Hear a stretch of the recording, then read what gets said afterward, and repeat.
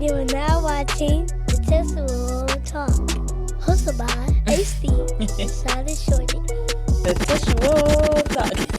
All right, y'all let me know if y'all can hear me. Y'all can let me know if you can hear me. Welcome back to episode 206 of the Textual Talk. It's your boy HD in the building, and we got Cybershortieee here. Hey, y'all. And let's switch to the wide view real quick for the people. Y'all tell me if y'all like this view or not. We working well. We got. I don't really care for it that much. I don't know why. I can't get it the way I wanted to, but yeah, man. First things first. If you're in the video, hit like, hit subscribe, share it out so we can get people in here watching. Meet us in the comments. We love a comment. But I think what I really want to talk about real quick is, can you show everybody your book? And we can. You guys, I wrote a book. I wrote a book. I wrote a book. I wrote a book. I wrote a book. I wrote a book. I wrote a book. I wrote a book. Buy the book. Buy the book. Just for the people who weren't here last time, give them like a quick one-liner or three-liners, however long you want to talk about the book. Go ahead. Okay, so the book is, if you are into urban fiction, street literature, romance, thriller, suspense, tech, this is the book for you. It details a story of a woman who met someone and they hit it off. They had really, really great chemistry. And then she finds out that this person turns out to be a fraud. So she blocks them and this person isn't able to handle it. And so they start stalking her, and I do mean stalking. And so I kind of talk about it a little bit from a technical perspective. It's kind of light there, but it is very, very entertaining. So if you're a reader, if you're interested in tech, if you want to learn more, if you like Cybershortieee, this is going to be a great read for you. So definitely check me out. It is available for purchase right now, pre-release available right now. So go buy your copy. Meet me in the comments, send me a review, send me a DM. I love feedback about my writing, my books, my characters. So if you have something that's top of mind, absolutely share it with me. Bet. And she doesn't even know this, but what we're going to end up doing is I'm going to make a form, and we're probably going to do a giveaway. And you guys going to have to write some or submit some of why you want the book. And we're going to buy some books and support the good sister. I love that. So, outside of that, you on your award tour. What you been up to since the last time they saw you? I've been outside, y'all. I'm not going to lie. I've been outside. I've been having a good time because I finally finished the book. The book has been boggling down every piece of strength and mental capacity that I've had this year. And so I, kind of submitting it, everything looking good, it being approved, has definitely sent me into a world tour. So I've definitely been on tour. I'm making my final stop tonight. So if you see me tonight, it's AI. But it's been a great, great weekend. I can't complain. I've been having a good time. I've been, working on my landing page, working on my website, working on some other stuff that I'll be sharing out as well. But I just been enjoying the fact that the book is done, finally. I have not been in the gym. I've not been meal prepping properly. I've not been sleeping well. Nothing has been going well because the book was kind of top priority. And now that that's done, I can kind of jump back into, everything that I've been focused on. That's good. That's good, man. Hang on. Let me drop my baby's her drop she did for us real quick. Go ahead. Hold on. You are now watching the Textual Talk, hosted by ADT and Cybershortieee. And give me some gunshots real quick. My girl ate. But I had to give some gunshots. You know what I'm saying? Get my Joe Budden on. But for me, I think I was telling you that I want to talk about something hilarious. I got connected with this young man who is trying to get into the cyber industry. And we briefly talked last week, and he was telling me how he went to some event, and it was a hiring event, and he pretty much had got like a verbal offer for the role. Now, the whole time I never knew what the role was or how much it paid. He got back to me today. The role, I'm not going to display his name.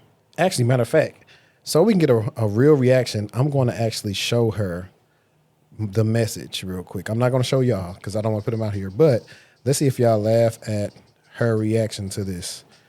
Let me see. Give me a second, y'all. You know we like to do stuff in real time.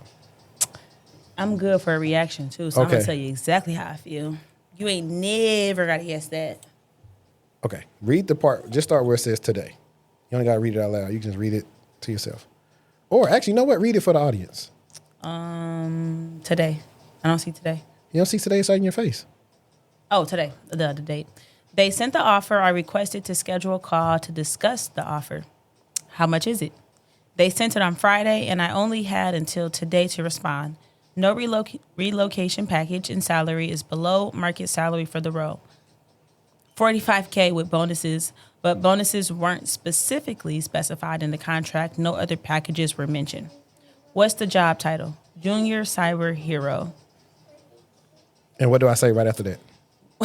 What the hell is a hero? Now, I actually found the job title to that. So let me...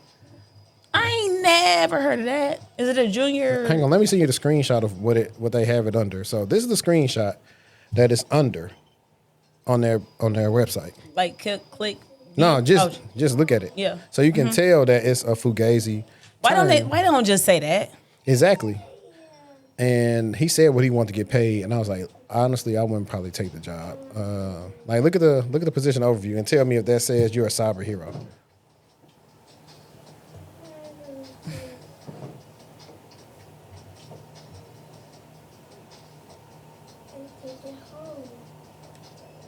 No.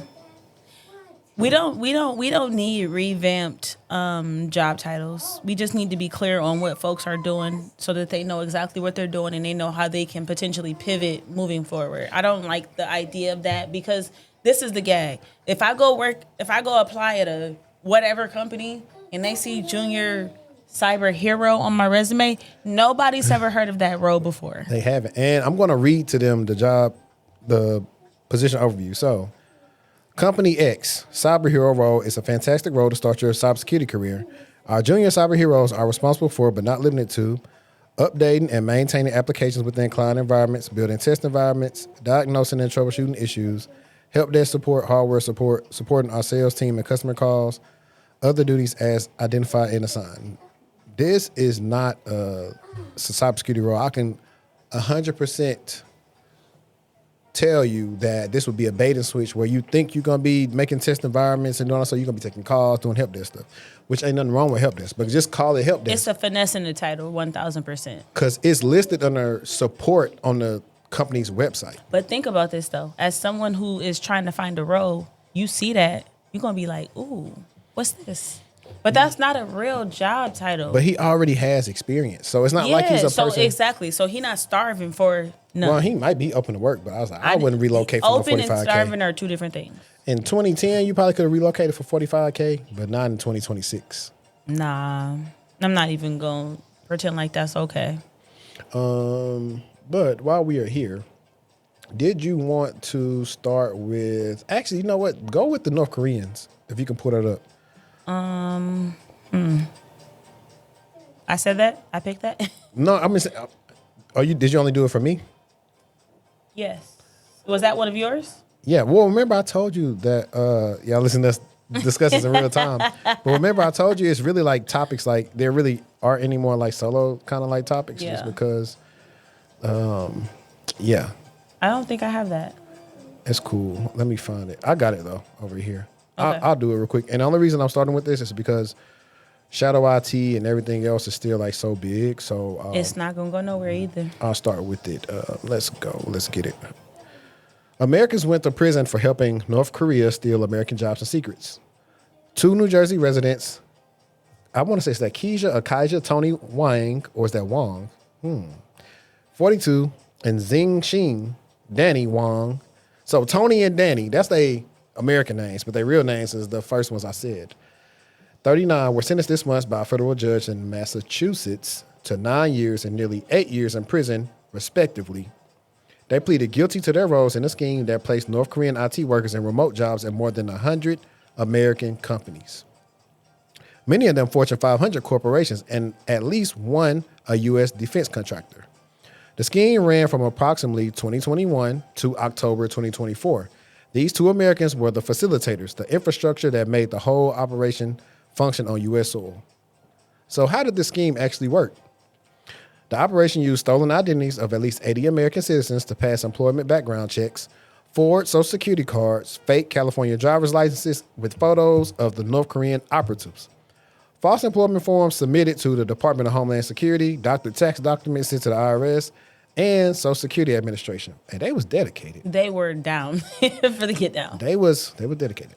The companies would agree to hire someone for remote work and ship that person company equipment. Keisha Wong and his network of facilitators, at least 5 in this scheme alone, will receive that equipment and operate hundreds of laptops simultaneously in what we are called laptop farms. North Korean operatives would then remotely connect to those devices and do the jobs, all from an American IP address looking like a legitimate U.S.-based employee.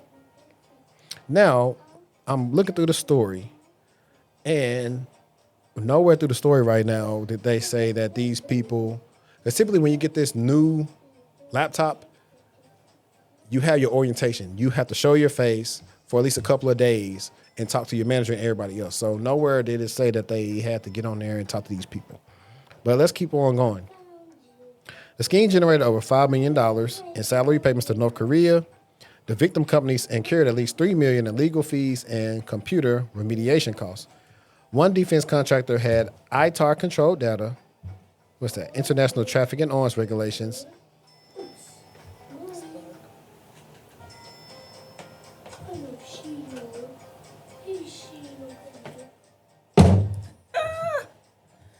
Okay. Oh my God, Jesus. Sorry, y'all. She saw a bug. She don't do bugs. At all. Okay, so the scheme generated over $5 million in salary payments to North Korea.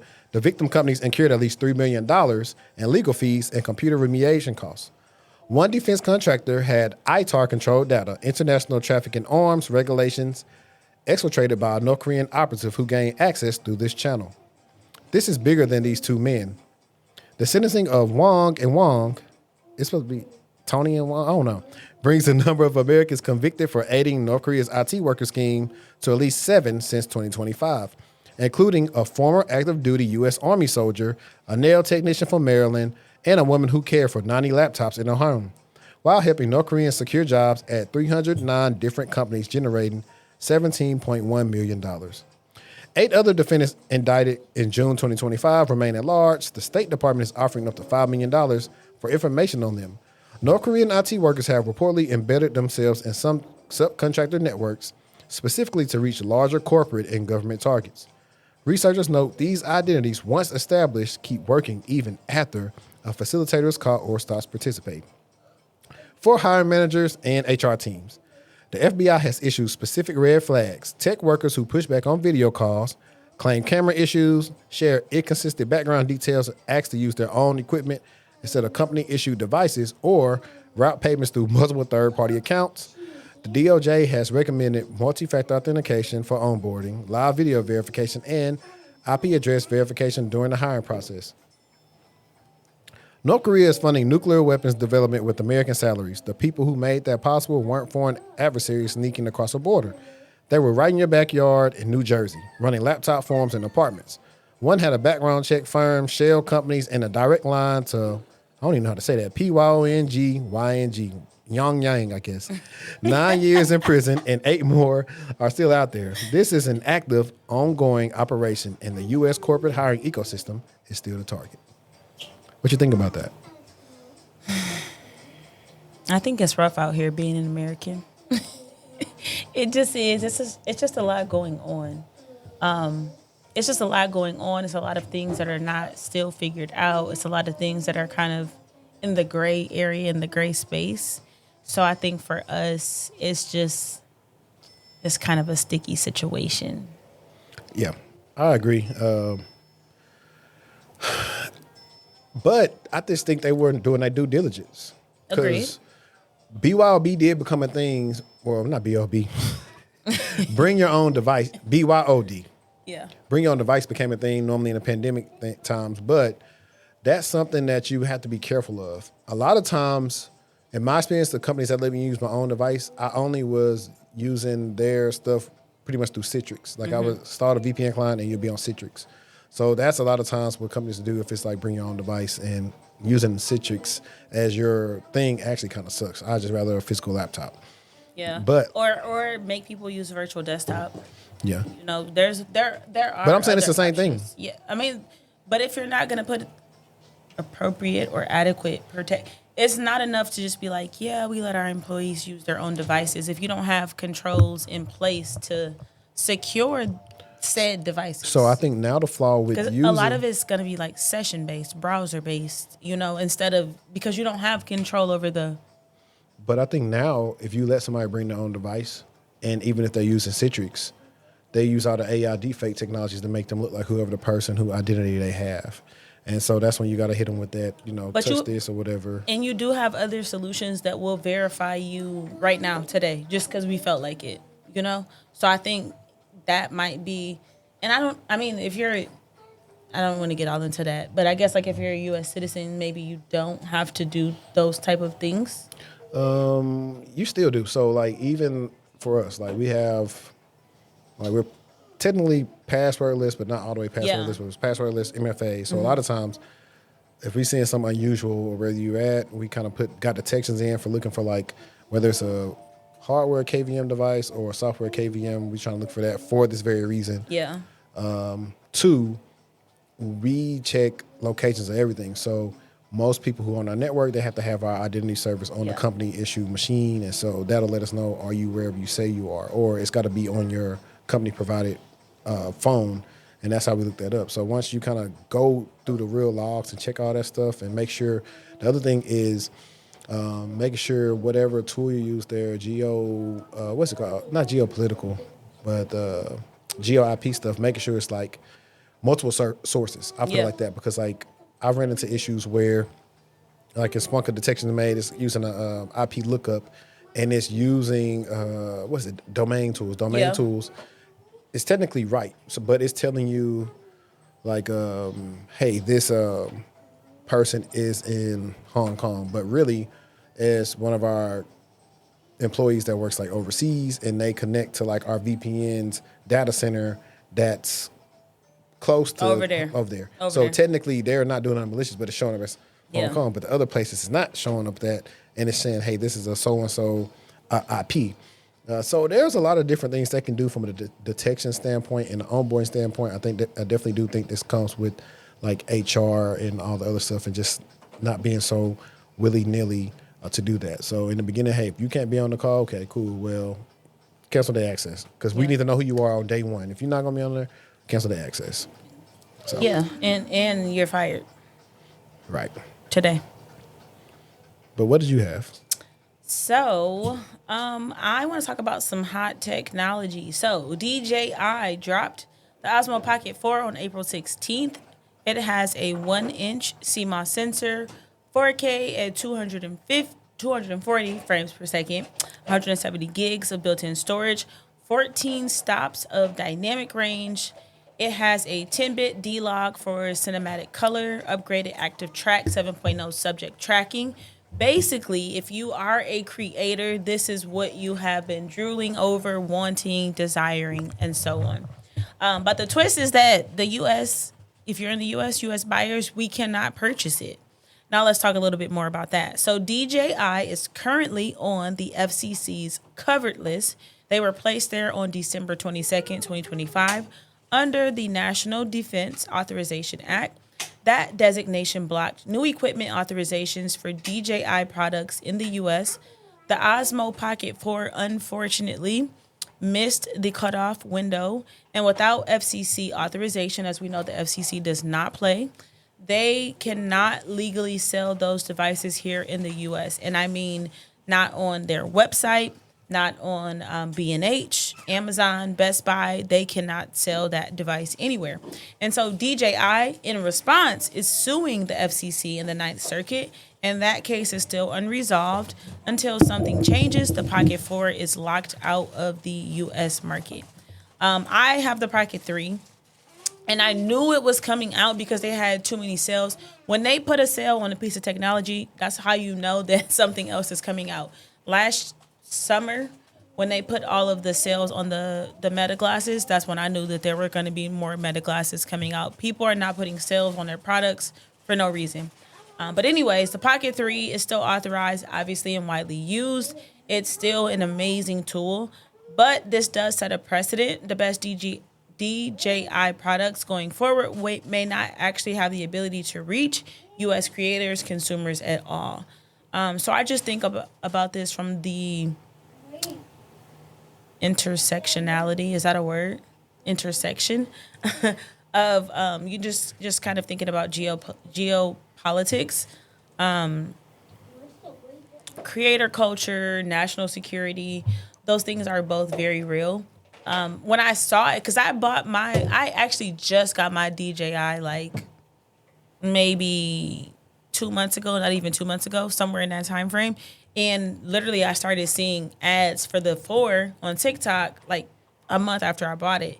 But then I like looked it up and they were like, yeah, it's here, but you can't buy it in the US. So I mean, if you can't buy it here, then I don't feel like I'm missing out, because everybody here is kind of working with the same available tool set.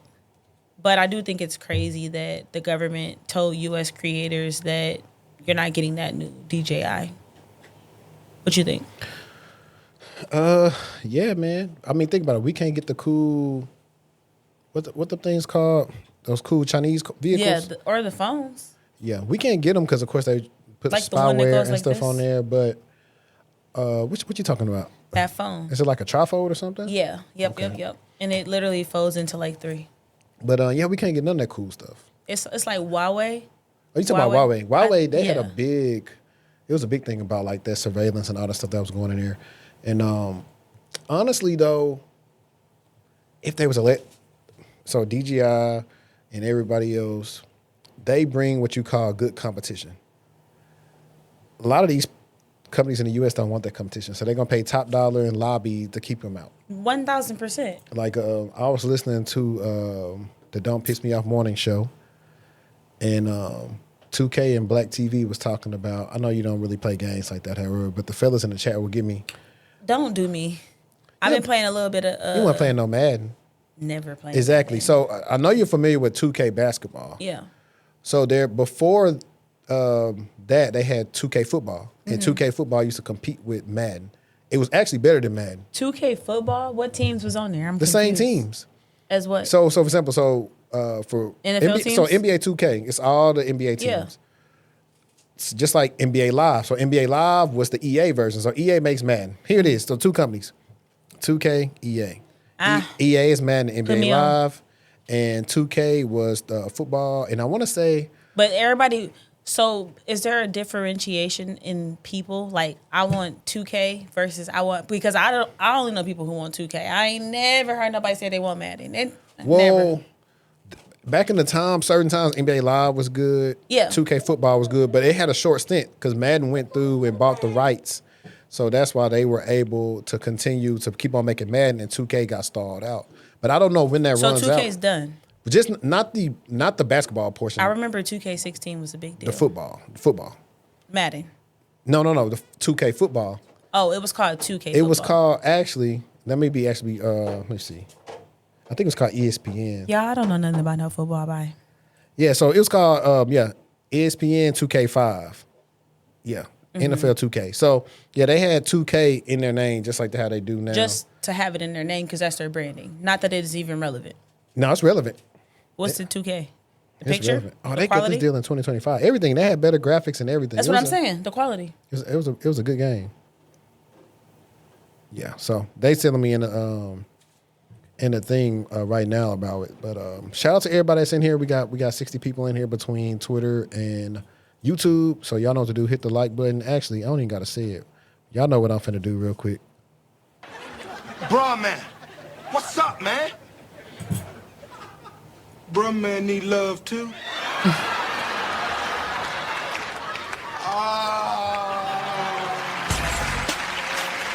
All right, one love. Yeah, so bruh man need love. Textual talk need love too. Now, funny that you were talking about the DJI, we was talking about technology and stuff like that. That made me want to talk about this right here. Where's this video file? It's kind of funny. It's like one of them things where people are very pretentious about it. Where is it? Here we go. A little bit of laid back stuff for the viewers. Wait, what? You're not gonna talk to me because I got an Android? Yeah, you made a poor life decision. It was like, I'm the one that's messing the group chat. Yeah. Or I'm the one I can't FaceTime. I'm gonna have to go to WhatsApp or figure out another way to talk to you and things like that. After the third or fourth chick told me I was whack because I had an Android, I went and got an green iPhone. one. That bubble went green It instead of blue. Yep. When that bubble went green, they was like, ew. Yeah. Like a green bubble is like, ew. Oh, no, you have a Samsung? Yikes. If you want to date a baddie, she wants photos, she wants videos. Who has You the better can't phone? send me... But I okay, can't okay. receive those Yeah. photos well. Yeah.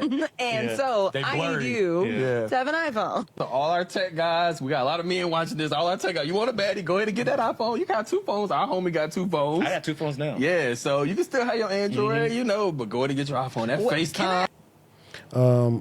Girl with the army fatigues is definitely a bird. Why can't I tag people? How was I able to tag people in the comments last time? Do it from your computer. Oh, this ain't the right computer. I ain't logged into YouTube on here. Are you not? No. But yeah, girl in the fatigues was a bird. But if you really got it like that, and you talking to a baddie, you'll get her to download WhatsApp. I'm gonna send it to you on Messenger. I've had people download many of different apps back in the days when Apple did not want to enable RCS messaging because they want to have a hold on the messaging. Relax. As an Apple, You know how I know- As an Apple user, You know how we know Apple's petty? I need you to relax. You know how we know Apple's petty? Tell Because me. Apple actually could change that. They can make all the text come in blue with RCS. We don't want to You know why? because y'all poor. No, I'm just kidding. But no, it's just funny. It's just a Relax, guys. I'm just kidding. Apple and they psyops. They made people feel superior because they were literally just doing the same thing you would do on any other platform with iMessage. That's literally all it is. Somebody said the worst take ever. That's literally all it is. I'm not bringing this laptop anymore. Just don't even worry about it. You can just. No, I'm gonna bring my regular. Is that phone logged into YouTube? Yes, this one Well, is. just go on YouTube and scan the QR code and log in. I that can't way. remember my password. You don't have to. Okay. If you scan it with the QR code, you just log in easily. But hold on, wait, it's not. What does it mean? Wait, is it not? What does that mean? Wait, is it not? I don't know what that means. Wait, what do I do? Where do I go? Hang on. If you have a DJI drone, you know there isn't an American company half on par. Also, Samsung greater than Apple. So you know what? I have both. So look, I have the S26 Ultra and I have an iPhone. So I have both too. I think they're better at different things. Oh, blue with RCS. No, they're still green. They're still green when you text an iPhone user. They're still green because they just want to show somebody that you're not using iMessage. But the whole time, Apple got bullied into implementing RCS because the EU. Anytime the EU say, The EU is not playing. When it comes to not playing games, the EU is never playing. EU made them implement that. They said, hey, y'all gonna have to get all your phones USB-C because Apple will do any little thing to make you only buy their stuff. Like all them lightning cables was trash. Everybody else had USB-C for years. But they got put on. They got put on. They definitely got put on. Give it to her. Share. They got put on. Yeah, but they always bully them into doing everything. Just like I'm surprised we don't have our version of GDPR yet. But why can't we in the U.S. say we don't need 72 different chargers? Why can't we say That's the whole this purpose. is? I know, but we're only following it because Not really. Every other Apple is only following No, it no. because of GDPR. Let me tell you why. Every other technology provider had USB-C. For example, my old MacBook Pro, I had a USB-C charger. Now I just went back to their own like magnetic certain I charger. hate it. But everything had USB-C. Apple just finds a way, hey, we want you to buy our cables. No, that's what I'm saying. I'm agreeing with you. But they can't do that no more. That is why the outlets of the latest phone are all consistent. That's why on this new MacBook, it's only 2. But you only got 2? It's only 2 USBs. All right, speaking of, this actually is a good segue. How have you been enjoying your Neo since you first debuted on the show? Don't put me on the air like that, because I ain't even played around with it. Because I've been using my other laptop, my Asus. So I have an Asus and I have my MacBook. I love my MacBook down, but I don't have time when I was writing the book for the learning curve. Copy, paste, this, that. It just, I'm used to using Word and Pages, and yes, you can get Word on a MacBook, but it's different, and you still have to know what you're doing. So I really am in a place where I need to play around with my MacBook a lot more. I'm not able to say I've done A, B, C, D, E, F, G, and it's been better. I do like that, for example, if we in the studio and we sending each other links or whatever it may be, we can send it and it's just here. Like the what is the word? Not usability. Continuity?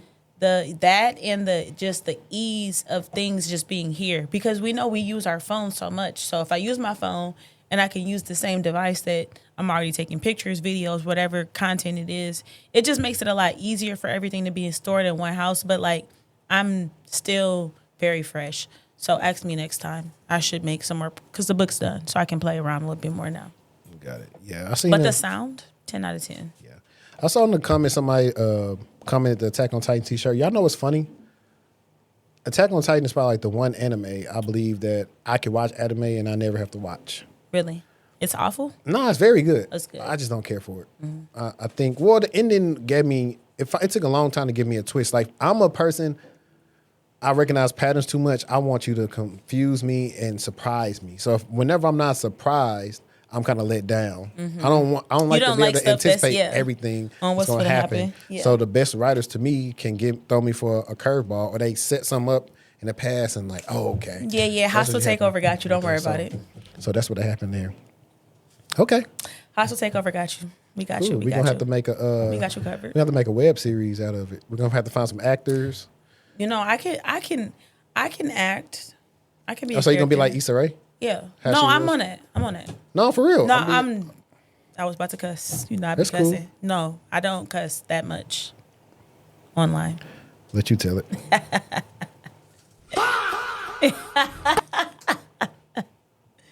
So, oh yeah, this for you. Okay, how to pass the SC200 test? Question for Cybershortieee. Oh no, that's not what he said. he said Cybershortieee. There we go. What is the secret? The secret is you have to know your tools. That is the honest truth. The SC900 is very fundamental. The SC200 is absolutely not fundamental at all. So you need to understand the different technologies. You need to understand the different blades, the different limitations and capabilities of the tools. Because I believe the 200 covers Sentinel, Defender for Cloud, and Purview, if I'm not mistaken. Please fact check me in the comments if I'm wrong there. But you need to get in and start poking around and playing around with these tools and seeing what the limitations are. If it asks you a question, if you're a user and you're trying to do ABCD, can you do it? Those are the type of questions you're going to get. But believe it or not, the 200 is hard. The 100 is even harder than the 200. So I commend you for, wanting to embark. Do you already have the 900? I got the breakdown right here if you want me to read it. Yeah, go ahead. So the Microsoft SC200 exam, Security Operations Analyst, focus on detecting, investigating, and remediating threats using Microsoft technologies with an emphasis on Microsoft Sentinel, Microsoft Defender for Cloud, and Microsoft Defender XDR. Oh, XDR, not Purview. My bad, y'all. It tests practical skills in KQL, automated response, and threat hunting.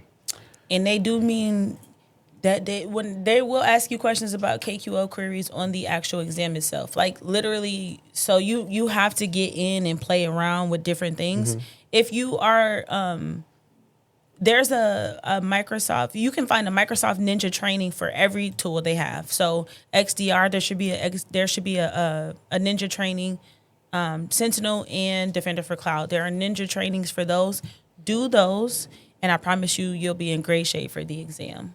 But that is my advice, is to actually get in those tools and start clicking around and messing around with things instead of kind of trying to base it off of theory or like the top of your head. You need to know where to go and if the thing is actually possible that the user wants to do.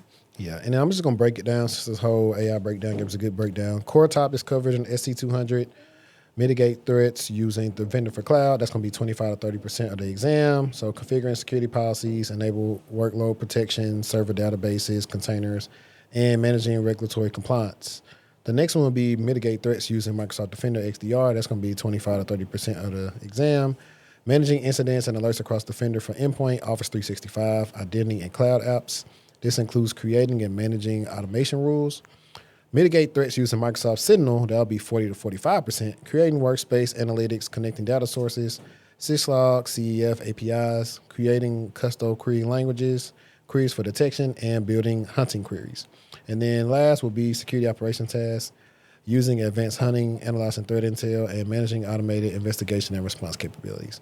So to me, I would make a lab out of it. yeah, to me, 1000%. as a person who is, even though I have the tools I'm biased on, I've worked in many different environments where I haven't always had the same tool. I have the foundation of knowing what I'm using what for. In this scenario, though, you definitely would want to make sure you play around with all these different Microsoft tools. You have to. You can't focus on one. A 'Cause good, it's going to ask you about it's going to ask you about those 3 tools. It's not going to lean to the left for one. It's going to ask you about all 3. So you Yeah. have to know them comfortably enough. yeah. So a good way you can start off doing this is Josh Madacor has a lab he put out about 3-4 years ago where you're using Microsoft Sentinel and you are creating a VM instance and you're going to take the firewall off and you're going to log everything into your Sentinel instance. Like start off there so you can kind of get familiar with using Sentinel and using KQL, and then that'll just give you something to build off of all the while doing the exam, and that'll help you out. And let's answer a question from Jacqueline real quick. Jacqueline said, 34 years old, trying to level up my income. I think we're frozen, HD. I see us back moving, but somebody did just say we're frozen. I mean, that's probably be expected. Okay. I mean, we're streaming, so it'll freeze from time to time probably. Global management degree, heavy technical sales support background. Should I get Network Plus or CCNA for my first cert? I think you're asking yourself the wrong question. You need to figure out what do you want to do. I was going to say the same which thing. is hard to figure out when you don't know what's out there. So I would try to do my research, get your calls in with certain professionals that could direct you somewhere. If you have sales support background, you know, there are different roles that could be a little bit more technical in sales. Like, have you thought about doing like sales engineering, or you can be like a security advisor, et cetera, et cetera. There are other stuff, but I wouldn't focus so much, at least not even like on those 2 certifications, right? Because just getting them ain't gonna mean nothing when everybody is pretty much studying for like 2-3 weeks. Network Plus to me actually is harder than Tech Plus, and you're sure not gonna get harder. CCNA super fast, but just studying for them, it'll help you get a concept of just knowing some networking, but it's not going to probably be the thing that gets you a job maybe that you want to do, especially from having a sales background. I know you definitely don't want to start from zero. You're a person that does have some high income transferable skills, and now you need to figure out how to link them to a role that lines up with that versus me just telling you a generic, start a help desk. I only tell people that you know, you may come from retail or you don't have any high income skills, like just start at zero. You don't have to start at zero. Okay, so yeah, they already gave her some good feedback in the chat, so thank you for that. Now, What you got for us? I thought you had the next one, unless you want to go ahead and talk about was it Microsoft Teams and the snow malware? No, that's yours. That's yours. No, I'm saying I can go ahead and do that if you want to go. If you didn't want to go, if you want to. Yeah, you go. Okay. Let me put it back on me real quick. So, another time is hackers pretend to be IT in Microsoft Teams targeting your executives. And before I get into this, I wanted to actually look up and let me see why are hackers able to abuse Microsoft Teams versus Slack. Let me see something.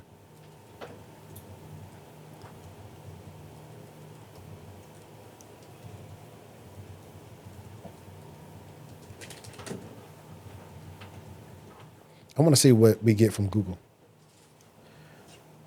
Let me see. Hackers are able to abuse Microsoft Teams more frequently and effectively than Slack, primarily due to its open default federation settings, deep integration into enterprise ecosystem, and massive user base, which makes it a high-value target for social engineering. While Slack is also targeted, Microsoft Teams' open by default policy enables external attackers to impersonate internal employees or IT staff more easily. Okay.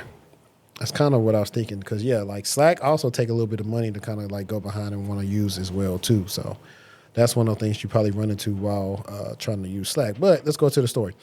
Google's threat intelligence group and Manding It just disclosed a campaign from a threat group they're calling UNC 6692. Newly identified, previously undocumented, and the playbook they're using is worth every IT and security person paying close attention to this right now. The attack starts with email bombing. So the target inbox gets flooded with spam, hundreds of emails in a short window, specifically to create confusion and urgency. Then, while the target is overwhelmed, they receive a message on Microsoft Teams from what appears to be an IT help desk employee offering to help them with an email situation.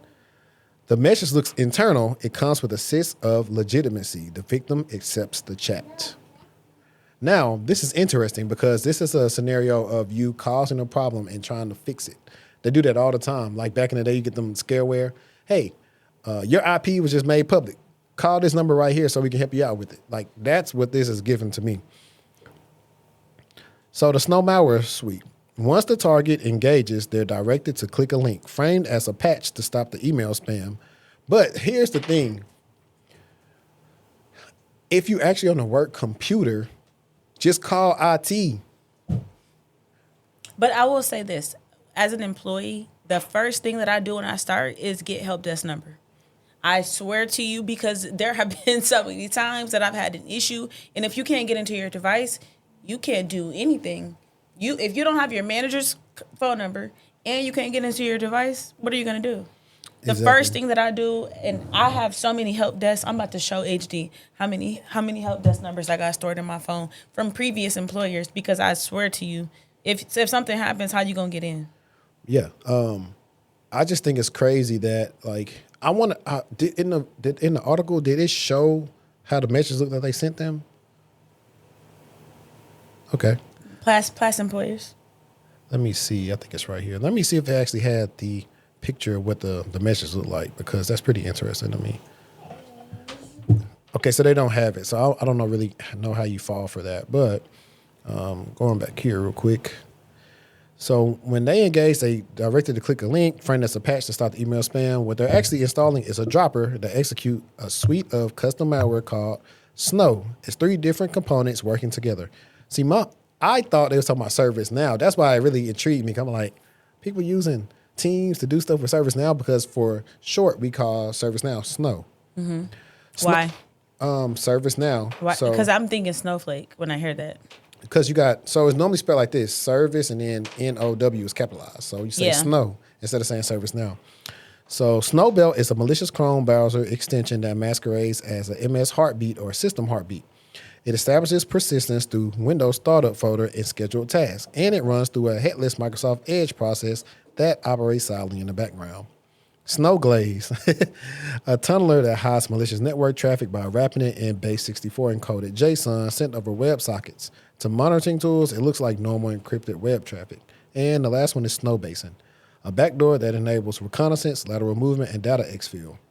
After getting in, UNC 6692 moves to the domain controllers using FTK Imager to pull the Active Directory database and registry hives, and exfiltrates everything using the file sync tool called rclone. They use LineWire as a fallback remote access channel to ensure LineWire. I thought that was dead. Me too.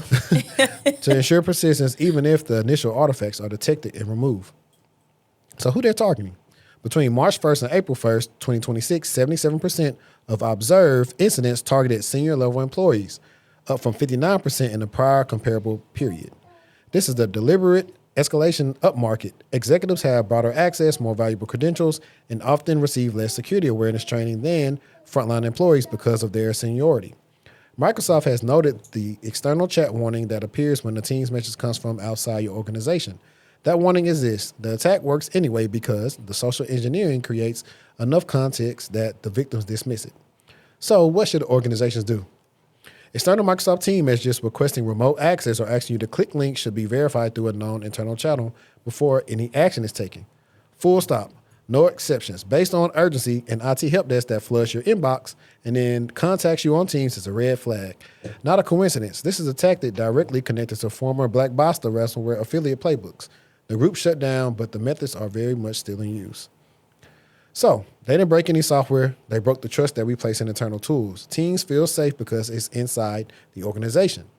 That feeling of safety is exactly what they're exploiting. The attack is sophisticated not because of the malware.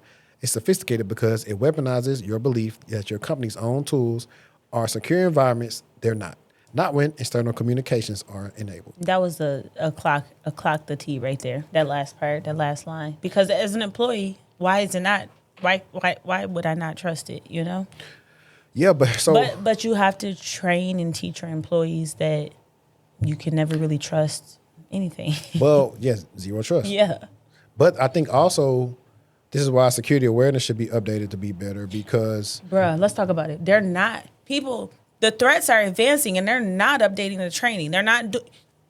Tell me in the comments right now. Have you noticed that your employer has increased your end user training? Are you doing the training one time a year? Are you doing it twice a year? Are you receiving phishing attack simulations? Do you know how to report the messages phishing? Do you know what generative AI is? Has your employer taught you how to not upload sensitive data into these tools? What is happening with the end user training? It's non-existent. All right, I had fun with the gunshots. but no, like think about it. Like typically internally, an internal IT person is going to probably send you an email and call you. Two, what you're clicking on, you're gonna have access to like, hey, can you give me access to this? They don't use like typical regular accounts to do anything remote. 9 out of 10, there's going to be a ticket connected to everything they're doing. And it might look it should look 9 times out of 10, it should look different from what one of your coworkers would look like if you were to ping them. You might see the organization or the job title or whatever. It should look like this is not one of my teammates. It should look a bit different. But I guess if it's internal and it's IT, it still might. You know what I'm saying? How you can look and it tell you who this person is that is contacting you or trying to communicate with you. Yeah, and I also want to try to probably go back on this. Like whenever I clip it up, I'm going to try to find some more insight on like, okay, because in Teams, I can click on your profile to see what your email address is. Exactly. So I definitely would say, okay, who's this person? If you're not sure who they are, because it's like, I don't know, you know what I need? You don't find that suspicious? I need that. I need that sound. You need that sound. Because I don't have it. But you need to figure out, like, okay, who is this person? Yeah. You can go see. And then the other thing, too, if it's external, that's like a red flag right there. But unless your job. I mean, most teams should show you the hierarchy of who they report to. No, I'm saying unless you might even still see the hierarchy and have questions. I'm just saying if they're like an external partner that's being brought in, it might not match the naming condition or the organization name that you're used to seeing. Yeah, nah, for real. But if anybody ever dealt with that, like I definitely would love to have them on because I think that'd be pretty interesting. Let's see what the chat is saying. Let me see. I get the training, but what I do is skip to the quiz, screenshot every answer, and mark what was wrong and change the answer on the next try. Pretty much. Let me see. Too many people skip through trainings, especially the HR harassment and discrimination yearlies. Facts. External shows as unknown for our MS Teams org. That's good. That's pretty good. You definitely shouldn't be talking to anybody that's unknown in your environment. Yep. All right, my go. Okay. Check marks, supply chain attack, when the security tool is the threat. So Checkmarx is a security company. Their job is to make tools that help developers find vulnerabilities in their code. One of those tools is called KICS, Keeping Infrastructure as Code Secure, and it has been downloaded over 5 million times from Docker Hub. A threat group called Team PCP has now compromised Checkmarx for the second time in a single month. Let's talk about the timeline. So on March 23rd, this is when the first compromise occurred. Team PCP injected malicious payloads into 2 Checkmarx GitHub action workflows and 2 VS Code extensions via the Open VSX marketplace. Checkmarx identified and patched within hours. April 22nd, second hit, threat actors pushed malicious Docker images directly into Checkmarx official KICS repository on Docker Hub, overriding legitimate version tags. checkmarks official Kicks repository on Docker Hub, overriding legitimate version tags. They also introduced a fake version tag, version 2.1.21, version 2.1.21, that didn't exist in any other release. Also on April 22nd, the attack spread further to Bitwarden CLI version 2026 4.0 was compromised through the same GitHub actions vector. Bitwarden has over 10 million users and 50,000 businesses on its platform. The version was live on NPM for roughly 90 minutes before it was actually pulled. 90 minutes is a long time. That's a long time. Oh, my God. Okay, so what the malware actually did, the modified KCS binary generated an uncensored scan report. It then encrypted that report and sent it to an attacker-controlled server. So why that is particularly devastating is because developers use Kik specifically to scan infrastructure files that contain cloud credentials, SSH keys, tokens, and secrets. The malware didn't steal random data. Obviously, it stole data that it knew was going to be there. It also targeted AI coding tool configuration. So think Claude, Cursor, Codex, CLI, and others. It spread by injecting into their CI/CD pipelines using stolen GitHub tokens.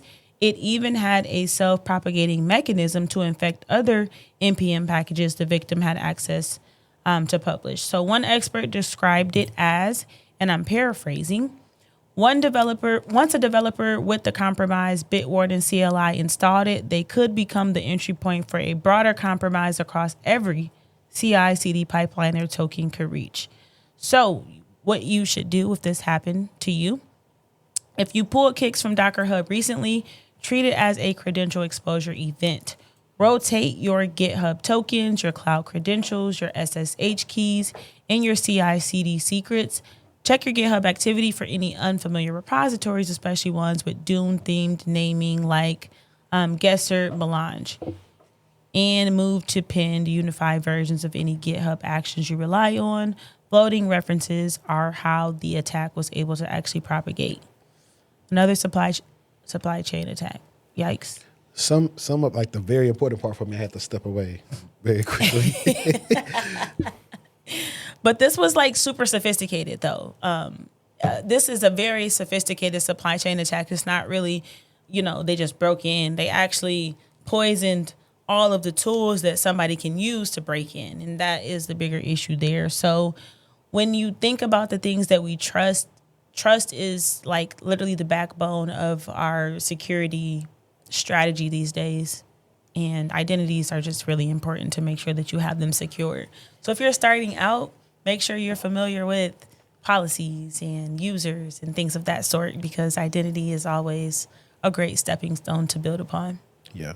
Funny enough, ironically, I told you, I said out of the blue, I got bored and said, hey, I'm going to get SE 900. You did. And I think I just passed the module where he was talking about identities and stuff. This stuff, and it's very foundational. Yeah. That's what people, I think I directed somebody else they should get it too, just because it does, I think it's like, whereas like they do have, like all cloud providers have their, the practitioner, AZ 900, and you have, I forgot what the GCP joints is. I don't think they have like and I could be wrong, but I don't think AWS got like a foundational security joint. I know they got the security. Like a AZ, yeah. What is it? No, it's the SC 900. That's the foundational. Or AC, any 900 is foundational, yeah. And I think theirs is the security specialty, but I don't think they have a foundational one. But I would say though, if you want to get the SC 900, which is the security and compliance, you have to get the AZ 900 first. It does not make sense for you to get the SC 900 and you don't understand Azure. You have to understand like some of the cloud, because that's going to teach you just cloud fundamentals, period. Yeah. So that's just my advice. Yeah. So I actually want to get into the namesake of like kind of like what inspired the thumbnail. Yeah. Hey, y'all, let us know in the chat. How do y'all like the thumbnail? Like, I'm really buying into using AI to make I'm with it. I tell him every time, plug it right into a tool and pick it up, flip it and put it in reverse. What Missy Elliott say? It's your reminiscent friend, yeah. That's what I thought about. So, like, I saw this article. And it was like, the golden era tech industry is dead, leaving. Let me see if we are be able to see it on the screen real quick. Okay. No, we're not. Let me do it the way we need to do it first. There we go. Let's see. The golden era of the tech industry is dead. Put it back on me. On February 10th, 2025, at 7:32 a.m., the dreaded email hit my inbox. After nearly 6 years at Meta as a content strategist, 1 total company rebrand, and 3 previous mass layoffs, I got the axe. My time was bound to come. I opened, joked darkly that I was a cat with only so many lives left. In 6 weeks, I was scheduled for a 30-day sabbatical to add insult to injury. The company announced the layoffs were due to low performance. Despite years of glowing performance reviews in which I received high praise from my peers and managers and the numerous messages of support from colleagues, it still felt like being kicked to the curb and being called a loser. I went on the offensive and drafted the obligatory LinkedIn post announcing my layoff and saying how very disappointed I was, how I planned to recharge, and yes, I was looking for work. So wouldn't everyone pretty please keep me in mind for open roles? Outwardly, I kept it rosy. Inwardly, I was fuming. It was humiliating. This is a first for me, and I thought I'd seen it all. Harassing a former boss to pay months of back wages while recovering from brains. Whoa. Only to be laid off anyway. It's a formative experience. I had more than a decade of experience in my field and a big tech pedigree that had reliably opened doors for me. I was confident I'd find work again. I always had. Now, I'm stopping right here because the role that they're in, I think it's a content strategist. A person like that should have already started working on their own personal brand on a YouTube or TikTok or something else, because that's where they're probably going to make their own freelance money at versus relying on companies, because companies are trying to strategize their content with tools like Claude and everything else now. So they don't think they have a use for you. Meanwhile, it's just certain stuff that you have that you can't teach. The 2010s and early 2020s were the golden era of tech. Aggressive hiring, generous salaries, and flowing perks defined the industry. Gourmet meals, LASIK stipend, free therapy. The years since have been a never-ending bloodbath. More than 1.2 million people have been laid off in tech since 2022, according to TrueUp.io. Because these are only the publicly reported layoffs, the number could be higher. Recruiters used to message me weekly, sometimes daily. A few years ago, the options were copious, the outlook optimistic. And after enduring so much job insecurity early on in my career, I thought I had made it. In the past year, though, I applied to at least 100 roles for which I was an excellent fit. 100 in the past year, you ain't applying enough. 100? Yeah. 100. That's a third. In a year? That means you did apply a third of the days of the year, because it's 365 days. But to some people, that might sound shocking. Y'all, that's not a big number. Exactly. That's not a big number at all. It's a little number. If on the days that he applied to jobs, he just did 2, he would up the number to 200. Exactly. I've secured referrals, use AI to customize my resume and cover letter. Which one survey is showing only overwhelmingly and slowing down hiring thanks to nothing, Gemini. Openly shared on social media and simply persisted. I'm a journalist and a writer by trade, so I refocused on nurturing my craft. Last year, I wrote and published a children's book. I started pitching to publications again and picked up activities that proverbially filled my cup. I learned pottery, organized community events, fundraised for mutual aid, and started on neglected home projects. I even finished some of them. Some days, I'm entertained the idea of opening a business. Laundromats are apparently low-risk, high-success ventures. I agree. The boring businesses make a lot of money. Thank you. Car washes, laundromats, vacuums, anything people always need are always good to do. But that requires more time and energy than I'm willing to sacrifice while raising a young child and entertaining my dreams. But okay, I think that made me want to stop it, because I'm like, your dreams go to the wayside when you got a child. Like, do what you got to do to take care of your child. Talking about being a star potter. But my job prospects have been bleak. I've interviewed for 3 full-time roles and 1 fixed-term contract role in more than a year. I've never felt so unemployable. My story isn't unique. Tech workers across the industry are struggling to regain employment in their fields. Despite relentless searching, experiencing burnout on top of unemployment, people like me, once heavily recruited and flushed with career choices, now can't catch a break. The applications go unanswered, the layoffs keep mounting, and we clamor over the few jobs left, wondering whether we've overstayed the party in Silicon Valley. I applied to hundreds of roles over several months, but the process was extremely slow and led nowhere. Technical recruiter Capadilla, Capadilla, there we go, Capadilla, who asked that her full name not be disclosed, told me Capadilla was laid off in March 2024 and has held 2 short-lived roles since, supporting herself through paid content creation and side jobs like dog sitting. As a recruiter, I know how competitive things are in this job market. Hundreds, if not thousands, of applicants for one job, and hiring has become slow. Knowing this made it so hard for me to stay optimistic. All right. I'm not finna buy the rest of this article because... Let me go.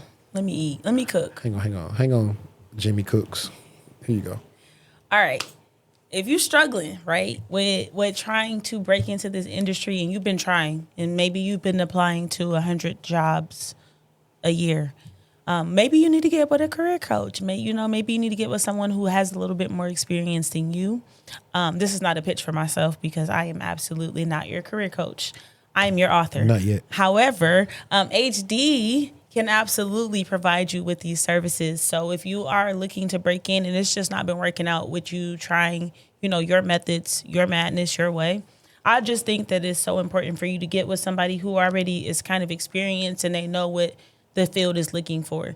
A good career coach is actively aware of what interviews look like today themselves. They're actively aware of, how to become better and what it looks like to reflect on a past interview. And so I just truly believe that if it's not working with you, then maybe you need to bring somebody else in to give you a little bit more assistance, a little bit more perspective, a little bit more advice, a little bit more insight there. So that's just my personal opinion. If I was trying to break in 2026 and I had no help and I have nobody able to, kind of help me understand what's going on, I would reach out to someone that I felt like did. But don't just reach out to anybody, though. Yeah, I told y'all who to reach out to. And while we're on the topic of AI and people using AI to apply, I had a consultation with a guy this week, and he was talking about how he was using AI to whatever tool he was using, and he was making the resumes, and it was like supposed to be ATS friendly and all that. And the resume was, to me, kind of lackluster, just because, I can actually show it to you. But can you explain, how to the untrained eye, an AI-driven resume might appear better than what you had, but just because it was better than what you had doesn't mean it's good. It just means it was better than what you had. Yeah, it was really because if you don't know how to make a resume, putting it in an AI generator thing is not going to help you because you don't know how to prompt it to get whatever results you want out of the resume. And if you're not familiar with what a decent resume looks like, you're not going to know how to do that either. So that's typically what I see out of a lot of people when I see them using those resume tools. Oh, man. I wish I could X this thing out. Let me see if I can show on my phone real quick. But it read it was kind of like achievements, but it kind of read like a job description a little bit. So I was just like, you don't got no metrics on here. It's not really showing your value individually. And I was like, I think your strategy is off on what you're applying to, because a lot of times what I do now is I will leverage AI in the consultation because I know how to prompt it to show what the person may be missing out on or what they need. And it 9 out of 10 always agrees with a couple of the roles with me. And I think they were more of a fit for sales engineer, doing something like a technical project manager or something else. And they just kept on doing the spray and pray method. It wasn't working. And I was like, yeah. And I was telling them about, we didn't really get a chance to even dive into that LinkedIn, because I tell people so many times on how pivotal LinkedIn has helped me be able to get interviews, not even just from emails, literally just reaching out to people. And they know what I post about. They watch the content. So I've already established my personal brand. No, it's facts. So when I'm normally telling you on the call, hey, post more, establish your brand, I don't want you to be a content creator, but people need to know who you are. So if you're trying to get a referral, the days of hey, can you just refer me? I seen y'all was hiring. If I go to your page and you a stand-up guy, a stand-up woman, you talking that talk, you posting what you doing. Yeah. Right. Exactly. But also just the other things in the article about being laid off, I definitely felt him on that. The other thing that people aren't saying the quiet part out loud, and we know this, and this is why people in our industry, even though we get laid off, we tend to kind of bounce back. we've known for most of the time from day one that our jobs require us to keep on improving. 1,000%. Technology is changing, so it's making us, okay, now let me learn how to secure AI. No, AI. and I don't think that if you're not used to working in a career where you have to continuously educate yourself, I don't mean once a year. No. The technology is changing month over month. That is why they have product managers, right? So they can keep building out the tools. So you have to be aware and able to grow with that tool set, whatever tool set it may be, month over month, year over year. If you can start out when a product is fresh, you won. Yeah. If you can start playing around with the tool as it first comes out, you won, because you know everything there is to know about that tool before it becomes, oh, it used to do this, this, and this. Now it doesn't. Instead, it does this, this, and this. And so these are things that you won't know if you're not in the field. If you don't know anybody in the field, these are things that you just won't know. Yeah, for sure. And lastly, he was talking about being a star potter. I'm like, come on, like A grow star up. potter? Yeah, potter, like P-O-T-T-E-R. What does that mean? Like somebody doing pottery. Oh. I guess known for your pottery. But I'm like, grow up. You got a kid. You got a kid. I didn't hear you say, I went and worked at the gas station, or I did, hey. Let's talk about that. Let's talk about it. The people that are losing or leaving their tech jobs are sometimes too humble to go accept a job because they feel like it needs to be this. It needs to be up here to this. Help me with the words. It needs to status? be up here. Yes, it needs to be up here to this status. I feel like I need to be at this stature. I won't go take a job at McDonald's. I won't go take a job at Kroger. I won't go take a job at Walmart, at Sam's Club, because I feel like I'm too good.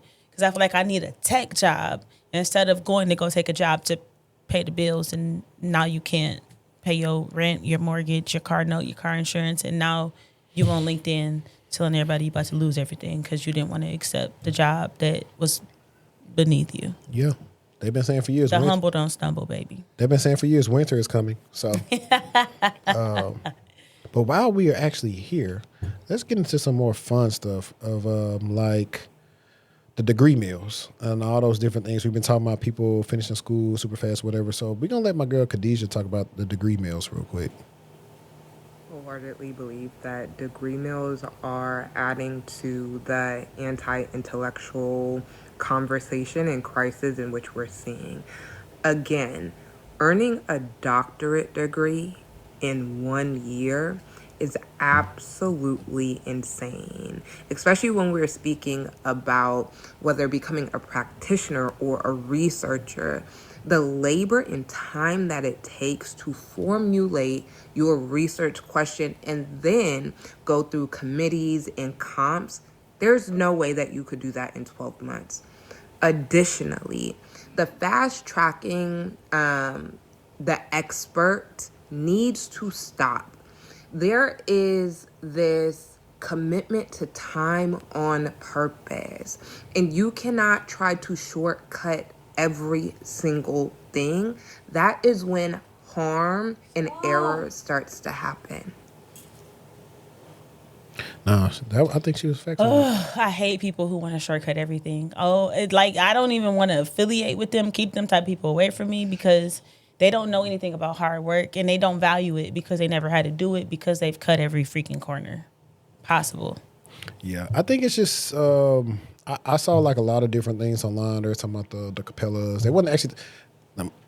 They weren't talking about WGU before y'all think. Oh my gosh. Yeah, but before I had to clarify that, because every time somebody talks about a degree you can finish super fast or whatever, people get their pennies and a bunch of things. We talking about WGU, and it's not always WGU.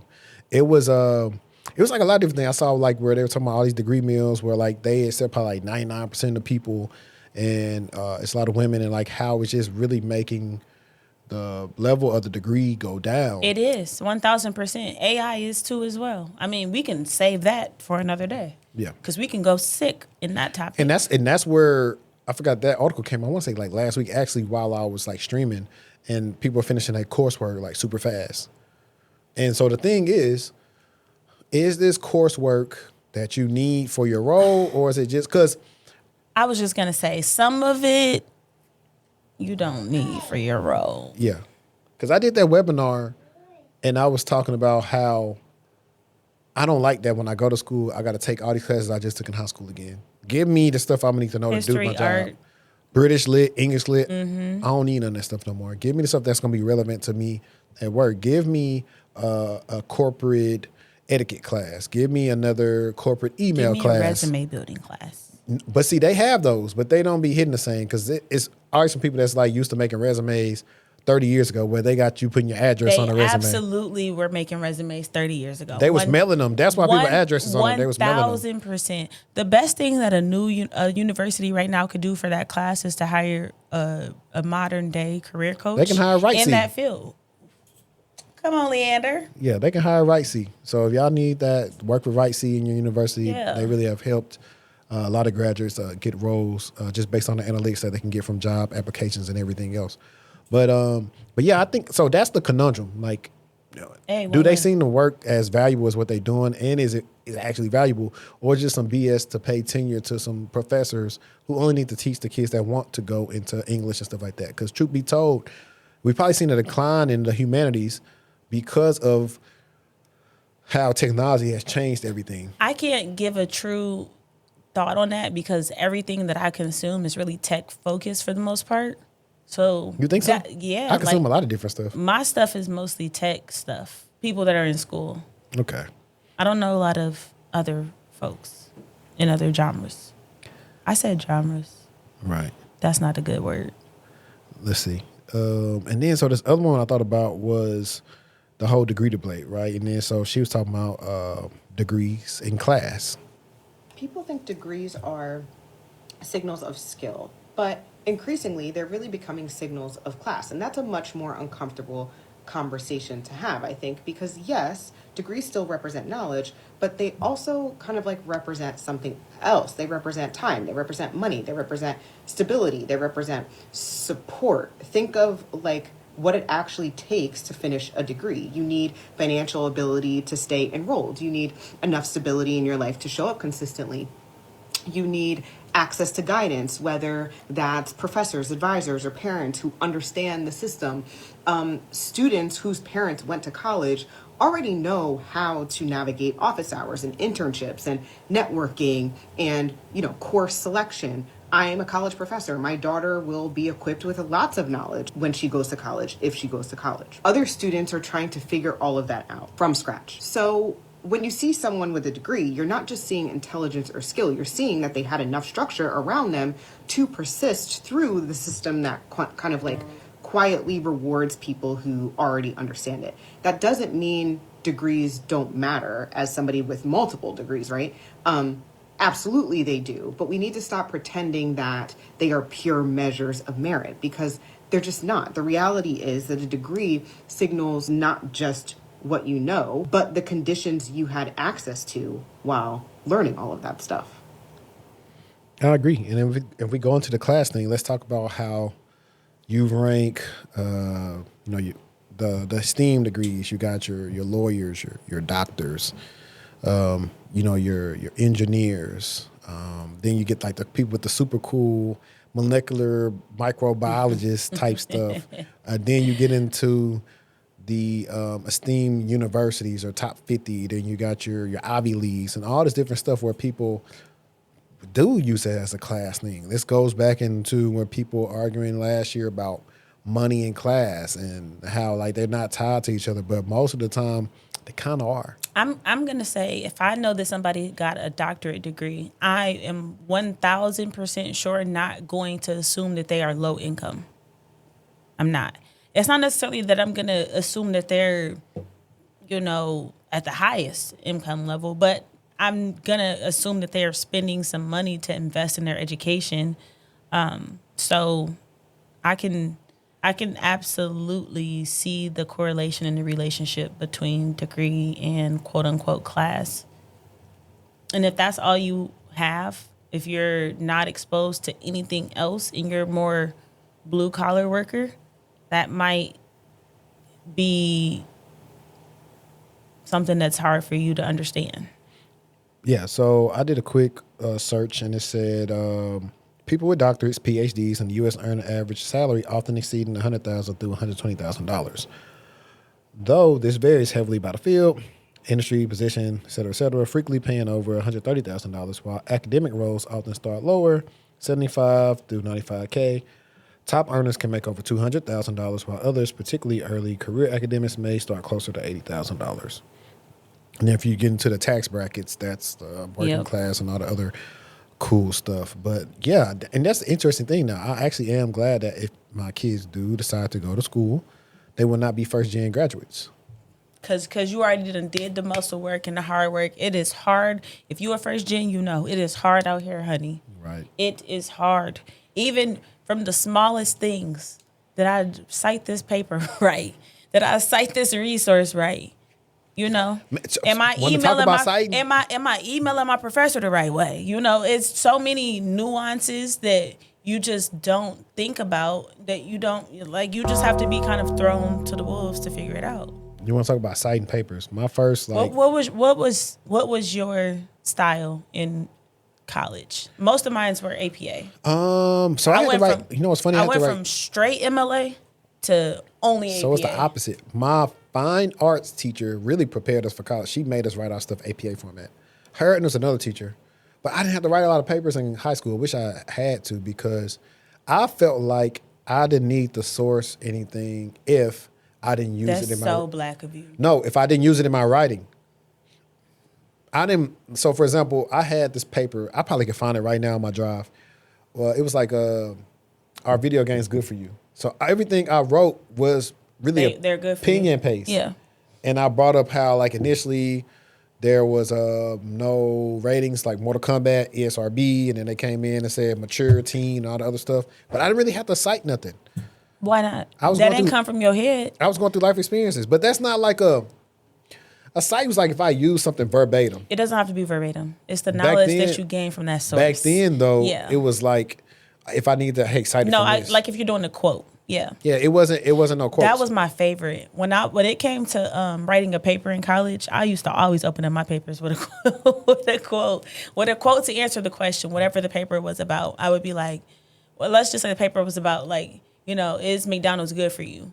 I would open up the paper with a quote on why McDonald's is good for you, or how many people have consumed McDonald's, or something insane. Like, that's the type. I learned to write better in corporate than I did in college. Nah, I had a professor in college. I thought I was a good writer, and so I got a paper back from her, and she was like, "You're not a good writer." No, what's funny? What pissed me off was like my cousin that wrote a couple books at the time, so he reviewed my paper. He liked it. My teacher didn't. But the thing was, if you can see that, hey, this person is trying, let them redo it. Like, I got, like... She did let me redo it. Clock that. She knew she was wrong. She seen me in the hallway and looked, and she didn't want to even come near me, and she walked the other way. That's how, like, she's the reason why I started off college, like, so bad. She gave me a bad grade in English, and I'm like, look, I'm expressing you... Did you take a 098 class? She was a new teacher. No, did you take 098 math? No. Or English? Because you were smart? Well, for y'all who did, me too. I took a... no, it wasn't because I was smart. I think, like, my ACT wasn't super high. Like, I think I took a 098. I didn't have to take that class, but I know that math was a struggle for me, so I chose to take it because it had like 3 hours a week built in for tutoring. And after I took that, then I was good to go to the next math class or whatever. But I did start lower on that lens. Are your eyes dry? I don't know what they is. I know, that's why I switched the camera to you. I was like, man, what's going on with his eyes? Why you was blinking? What's this? Some eye drops. He say dry contacts. They're just rereading drops. They're fine. Let's see. Yeah. Just to kind of give you a little juice there. But I did take that class. If you have to take those classes in college, don't feel bad about it. Take the coursework. It'll help prepare you to take the actual class itself and put you on a better predicament than if you would have started off doing something that was more advanced than what your skill set could actually handle. Because I knew for a fact coming in that me and math were not going to get along, that well. And so I was like, well, whatever I can supplement it, if it's 3 hours a week, so be it. And it was just like an hour built into each class, I want to say. It was like an hour you can come an hour before class starts and you can redo whatever or ask questions. And we had a great time. Yeah, like I think I started off with the good maths. I didn't have to retake anything. I had to retake one because I didn't have my financial aid squared away the first quarter. Let's talk. We need to talk about that. Let's go ahead put it on the next week's docket. Let's Financial aid and all the challenges that let's you talk about go black through. people always carrying people kids on taxes and stuff. Man, we had to redo that taxes. too. And that kind of stopped me from getting everything. So I was only able to start school because it's like, since you have TOPS, we're going to let you stay here. But if your stuff isn't finished by this time, we're going to make you come back next quarter. So that's what made my first quarter so rough. I had a bad computer, learning I would say. Like, what do you mean? What do you mean by bad computer? I had an Acer that was very slow. Okay. It had a bad sound card. I had to plug an external sound card into it. The typing was bad. It loaded up slow. So it was just not a good. It got me through school though. But we did have a computer lab. But back then, You used that for 4 years. yeah, I wasn't. No, 3. 3? I did 3 and a quarter. I went in September 2010 and graduated in November 2013. But back then, I wasn't keen on like Google Docs had just got hot. Like we just started using Google Docs and stuff like that.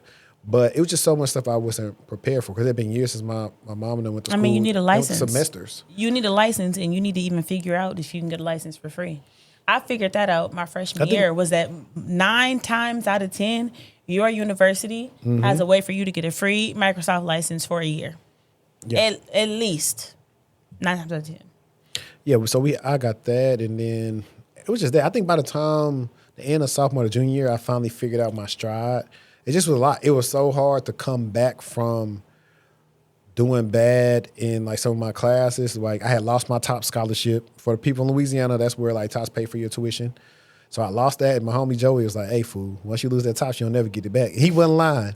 I did not get TOPS back, and I had to take a couple of easy classes. So I took Reading 200. Yeah, exactly. Reading 200 was so easy. I told my little brother, and this is also important, parents And siblings. or kids, but this is really for the parents. Your child don't know what they don't know yet because they're a child. So what they think they want to do, sometimes they may hate you for it in the beginning, but go with your move and say, hey, I know you want to go to this school. Go to this school close by the house first. You do good here, then we can transfer to there. My baby brother went to tech, and out of all my siblings, I feel like he was the person that probably wasn't supposed to go out to school first. And he didn't really do good there that first year. It's not necessarily hard, but it's all of us did 9 weeks in school most of the time. So in the quarter system, it's kind of like you had the 9 weeks every quarter. So your classes are a little longer, and you're having them like, sometimes like 3 times a week. You had like Monday, Wednesday, Friday classes, then your Tuesday, Thursday classes are super long. Like it's a lot to take in, especially if you may have some undiagnosed issues or don't know what's going on. Like with me, I already knew back then stuff like geology, please. I had my Motorola Droid at the time. I made it start recording, and I go to sleep. Back then, I'm like, I'm going to listen back to the lecture, never listen back to it. Never listen. Now, in today's time, I could throw that bad boy in Loom or something else, transcribe it, break down what it was about. I would pass. So y'all can use AITI Advantage because the teachers, they don't care about, look, they getting paid regardless whether you sleep or stay up. So that was like some of the stuff I kind of had to deal with. And you can say it's immature, but don't make me take a class I don't want to take. Yeah. Sociology was a fun class, though. But I went to a liberal arts school, so that means that you have to take classes in all of these different areas in order to get your degree. Some schools are not like that, but my school was like, yeah, girl, you're going to take an art class, you're going to take an English class, you're going to take a history class, and I did. Yeah, I had to take all them. I had to take political science. Yuck, I didn't take it that far. Sociology. I took geology. Why on God's green earth would somebody like me take geology? I had to take world history too. I'd rather do that. I took world history. I didn't have to take. I had to take. You know what helped me out too by speaking? I think everybody should have to take a speech class. We had a speech lab, which helped. I didn't have to take a speech class because I could just go to the speech lab and do some similar, We had to do one where she's like, okay, script your thing out. Your speech is going to be for like 1 or 2 minutes, and you have to practice, and you have to go out there and do your speech. I had theater too in high school, and I did a monologue. Yeah, so I was in fine art, so I didn't have to take another type of arts type of class in college because I tested out because it was dual enrollment. So I had that, and I had to do. Oh, you was a dual enrollment type of dude. I only had 2 dual enrollment. But even if you only had one, you ate down. I never had one. My little sister is going to go into college like a sophomore or a junior. What are y'all over there doing? It's just over there doing stuff. But yeah, she got so many credits right now. Like, and she clearly is the smartest in the family. She got the highest ACT. She's going to get an academic scholarship. She's probably going to get TOPS, and hopefully she applies to get some other ones.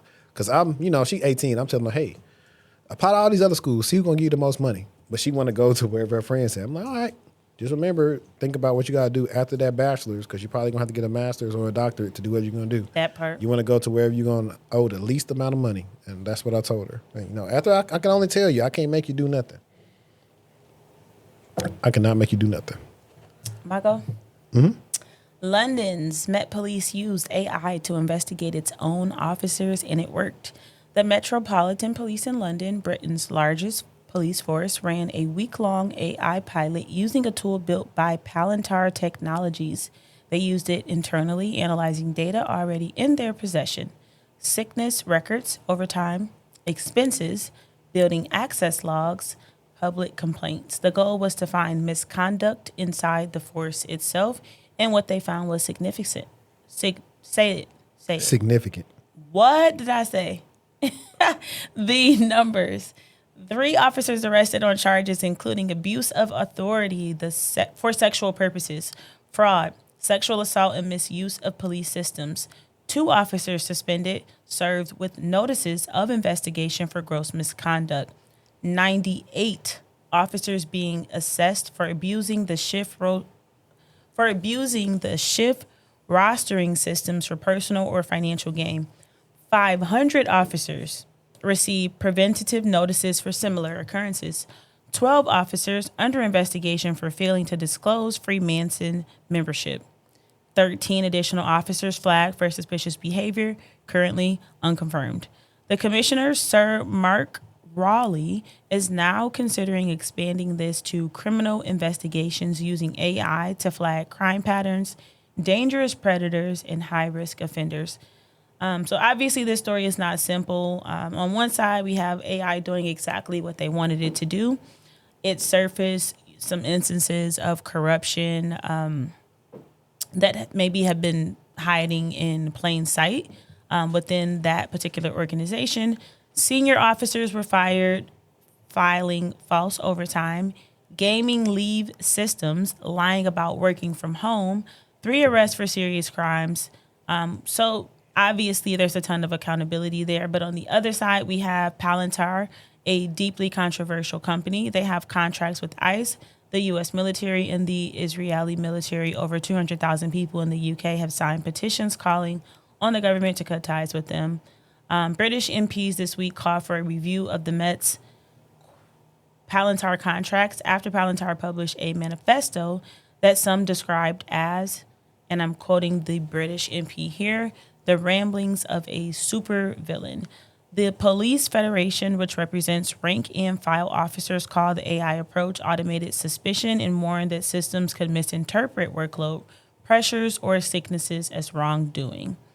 So think about this. What happens when the model makes a mistake and a good officer's career is damaged? That's kind of sad. I mean, we know we got AI for good, we got AI for bad, and this is just kind of a real good reflection of that type of scenario or situation. I don't know. I just think AI can do a lot of good and it can do a lot of harm to us. Yeah. It reminds me of, what that is, Romeo Must Die.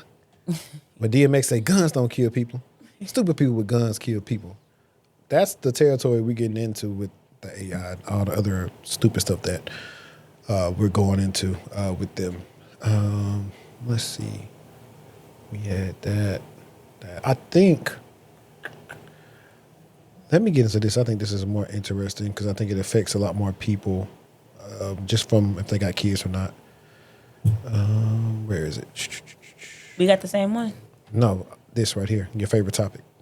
So Roblox is launching Roblox Kids. Basically, anyone 9 years old and under will be put in the Roblox Kids section, which will limit what games you can play on the platform, as well as disable all communication by default. Also, your Roblox app will be blue for some reason. No, any teenagers on Roblox will be put in the new Roblox Select category, which also will limit what games you have access to, as well as limit who you can communicate with. And your Roblox will say Roblox Select at the top to let everyone know you're in that group. Now, this is important. Anyone who doesn't do age verification on Roblox will automatically be put in Roblox Kids. Let me know your thoughts down in the comments. I like that. I like the ending. But- See, you saw my face change. I was not feeling it till we got to the end because you can lie about your age. Even still, you can still lie about your age. You can still lie and say I'm 19. You can put in the date of birth to say that you're 19. I just think y'all should get y'all kids off of Roblox. If you really knew what be going on, just hear me out. Get your babies off of there. Yeah, and I don't care if they mad. I don't care. And we talked about it last week about the cyber criminals on there offering crypto Robux. Yeah. And you got to think about it. If your kid come to you and they ask you for some Robux and you say no, and then all of a sudden they've been on the game all day and they happy and they got some, it didn't come from you. Who did it come from? And why are you gifting my child money? What you won't do, somebody else will. That part. So, but no, I mean, but what system are they using for age verification? Probably a question. I don't think it's a question. It's probably some AI I don't think tool it's to a determine tool. how young you look. No, because we talked about Discord is now doing that. We never talked about Roblox. It's a doing lot that. it's a lot of sites online that people, women and men, should know about where you got to use some age I've verification. used Roblox and it didn't ask me no questions like that. I have it downloaded As a grown person, why are you on Roblox? to see what the kids is doing because I talk about it No, so not much. you. Oh, I'm like, I'm not I'm playing talking about a them person games. that's actually, hey But- man, you want to come back to the virtual crib, like all that type of stuff. Like, Yeah. I didn't enjoy it because it was very childish to me. Like when my first instinct was this is for kids, even though it's not for kids. yeah, my siblings played it like. Well, I think my sister and them still be playing like Roblox or whatever. But like, that was past my time. Like I always look at Caleb and them like, bro, what are y'all doing? And Caleb, like, man, I'm playing Roblox. But you know, they born in 2005, 2004, so it was around that time for them. But for me, nah. I mean, I barely played online game. Like that's the thing people know. Like. We didn't play a lot of online games. We chatted online, but we didn't play a lot of online games as teenagers, as kids growing up. And no, let me take that back. I'm from the era. We played games online, but we were not playing against other players online, is what I'm trying to say. I'm from the era where you brought your controller over to somebody else's house and y'all got active. I want you to beat me face to face. I'm from that era. Because there'd be so many glitches and cheats that people be doing online. No. But the only game I consistently play online right now is Brawlhalla. And I may do that one day. I may have like a Brawlhalla in tech like type of stream where We should just have a stream. Maybe they want to watch me play a cozy game. like South of Midnight that you never finished. That's not really cozy, but It is cozy. No, it's not. It is. If you don't know what you're doing, you will be lost for You days. they have a mode where it's just strictly story mode where you don't have to do no fighting or nothing. Yeah, it be trying to get up on equip. You know, I'm a little remedial with the movement on the Xbox. My player be like, I think they got it on PlayStation now. they do. I think so. But it's the same thing. I kind of briefly want to talk about, I just might mention it because I don't think I'm going to go through the whole thing, but ADT was breached and I thought that was funny. I don't like that. I don't like that. I don't like it. I don't like it. I like I it don't because like it. they chose to outsource their IT and networking and everything. So I like it. It was like, hey, Tell us more. And then if I'll it tell wasn't you. broke, don't fix fix it. it. That's literally what all they had to do with that. And I didn't read a lot into there's a report that says, let's do that one. The one I'm going to do is the surveillance for the cars, and then we'll react to some more stuff that may be pressing. Because I thought that was pretty interesting. Where are we? Take me right here. Okay, so your next car will watch you. The government said so. This one has been sitting in federal law since 2021, and most people have no idea. Section 24220 of the Infrastructure Investment and Jobs Act requires the National Highway Traffic Safety Administration, NHTSA, to finalize rules mandating advanced impaired driving prevention technology in all new passenger vehicles. The target window is late 2026 to 2027.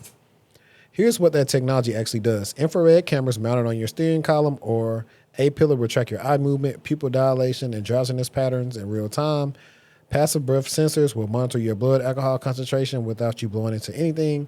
If the system determines you are impaired, blood alcohol at or above 0.08 or significant fatigue, it can prevent the car from starting or limit your speed while driving. Now, a lot of cars don't go into the part where it stops you from the car from starting, but you do have, what car was that I had? Was it my Accord or the car now? I had a car where it was like, hey, you took your eyes too many times off the road. You need to get together. Yeah, no, or you need to take a break. No, my car will say it's time to take a break. Yeah. Yeah, it's time to take a break. No, I think it's just like a coffee break or something like that. It says that. So it kind of does all this stuff now, but I wonder, like, is this one of the things where the data from what's going on with you going to be used in court and everything else? So let's see. The government's argument is not nothing. Drunk driving killed approximately 13,000 people in the U.S. in 2023 alone. Nearly a third of all traffic deaths that year. Alcohol-related crashes cost the American economy roughly $280 billion annually in medical expenses, legal costs, and lost productivity. NHTSA estimates this technology could prevent between 9,000 and 10,000 deaths per year. That's a real number. Mothers Against Drunk Driving has been lobbying for this since 2015. The safety rationale for the core function is legitimate. The problem is everything around it. The privacy problem. These systems don't just observe, they build a biometric profile of how you drive, your eyes, your alertness, your patterns, your behavior over time. And here's the critical gap in the law. No federal requirement exists mandating how automakers store, share, or delete this data. And that's what I was getting at before even reading it. The law does not prohibit manufacturers from uploading your biometric driving data to corporate servers. It does not stop them from sharing the data with insurance companies to adjust your premiums. It does not prevent that data from being subpoenaed in legal proceedings that have nothing to do with drunk driving. The Center for Democracy and Technology has filed formal comments urging NHTSA to impose strict limits on data collection. No such protections have been finalized because these systems are expected to be software integrated. Manufacturers could update their monitoring capabilities through over-the-air patches after you already bought the car. What this actually says. NHTA missed this original November 2024 deadline as of early 2026. The rule is still in the public comment and stakeholder review phase.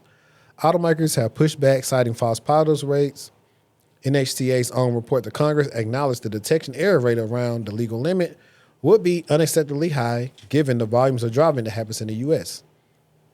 Where are we at? The Trump administration deregulation posture adds additional uncertainty about whether this moves forward at all or gets quietly shelved.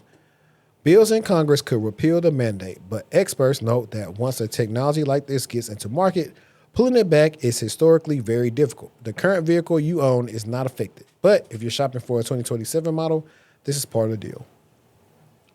So I'm not against keeping drunk drivers off the road. I'm very much against a system that builds a biometric profile of every single American driver, stores it in a corporate server with zero federal data protection requirements, and can be updated remotely to do more after you buy the car.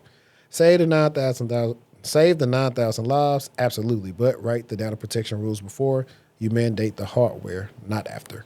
And yeah, I agree wholeheartedly with them figuring that out because drunk driving does kill like a lot of people. It definitely does. And I think that there also, you have like the insurance companies who are like, if you put this thing in your car, we'll monitor how you drive for this period and we may be able to lower your rate. So you have to think about things like that. Just like he said, they can be used against you. I also heard someone say that the Oura Ring could also be used against you as well if you're in a car accident and they find out you had it on. They might try to get the data from that watch or from the ring to tell the insurance company kind of what was going on with you physically. I can't get my words right today. Nobody can. What is going on? I got one more. Okay. AI deepfakes in school. This is a global crisis. So Wired and Indicator just published an investigation that I need everybody to listen to. So they documented deepfake sexual abuse incidents at nearly 90 schools across 28 countries, impacting more than 600 students. And those are the only documented, publicly reported cases. Researchers believe the real numbers are significantly higher. Here's how it happens. We have someone that downloads a regular photo of a classmate and from Instagram or Snapchat, for example. They run it through a Nudify app. Nudify apps are AI-powered tools that are widely available, often free, and in many jurisdictions operate in legal gray zones. The app will then generate a fake nude image that will be shared in a group chat within hours, and it's spread across the school. Now, the scale of this type of occurrence, nearly 30 reported cases in North America since 2023, including one case involving over 60 alleged victims, more than 20 cases across Europe, more than 10 in South America, over a dozen in Australia and East Asia combined. The National Center for Missing and Exploited Children reported AI-generated child sexual abuse images surged from 4,700 in 2023 to 67,000 in 2024 to 440,000 in 2025. UNICEF estimates roughly 1.2 million children had sexual deepfakes created of them last year alone. These images, when they depicted minors, are legally classified as child sexual abuse material, which is obviously going to be the law there. So why schools are unprepared? Schools are managing a 2026 crisis with 2020 policies. Traditional cyberbullying protocols were not designed for synthetic media that can be created without a victim ever having taken or shared a compromising photo. Law enforcement faces jurisdictional gaps. If a student in Texas creates a deepfake using servers in Eastern Europe, who prosecutes? The trauma obviously here is going to be permanent for the victim. Victims describing behaviors such as they're stopping to eat, they're constantly crying, they're being unable to return to school. And one victim representative says she knows these images will likely reach predators and she will have to monitor the internet for the rest of her life, which is not a temporary harm. That's a life sentence for something that this person never participated in. So the Take It Down Act now requires tech platforms to remove non-consensual intimate images within 48 hours. That's a long time, but fine. Over half of U.S. states have passed laws addressing AI-generated fake intimate images. The UK and EU are moving to ban notification apps outright. In March 2026, 2 Pennsylvania students admitted guilt on some related felony charges for creating images of 60 girls. Some schools in South Korea and Australia have stopped posting student photos publicly and made yearbook photos opt-in. I kind of like that idea of that. That 10 out of 10, chef's kiss. But I just wanted to bring that up because a lot of folks have kids that are online. They have godkids that are online, cousins, nieces, nephews, younger people in your community that are offline. And it's so important that you are making sure that you understand the risks that are associated with your babies being online and that you are kind of also in their business. There is no privacy when you're a child with a device. There's none at all. None. No privacy whatsoever. I can go. Mm-hmm.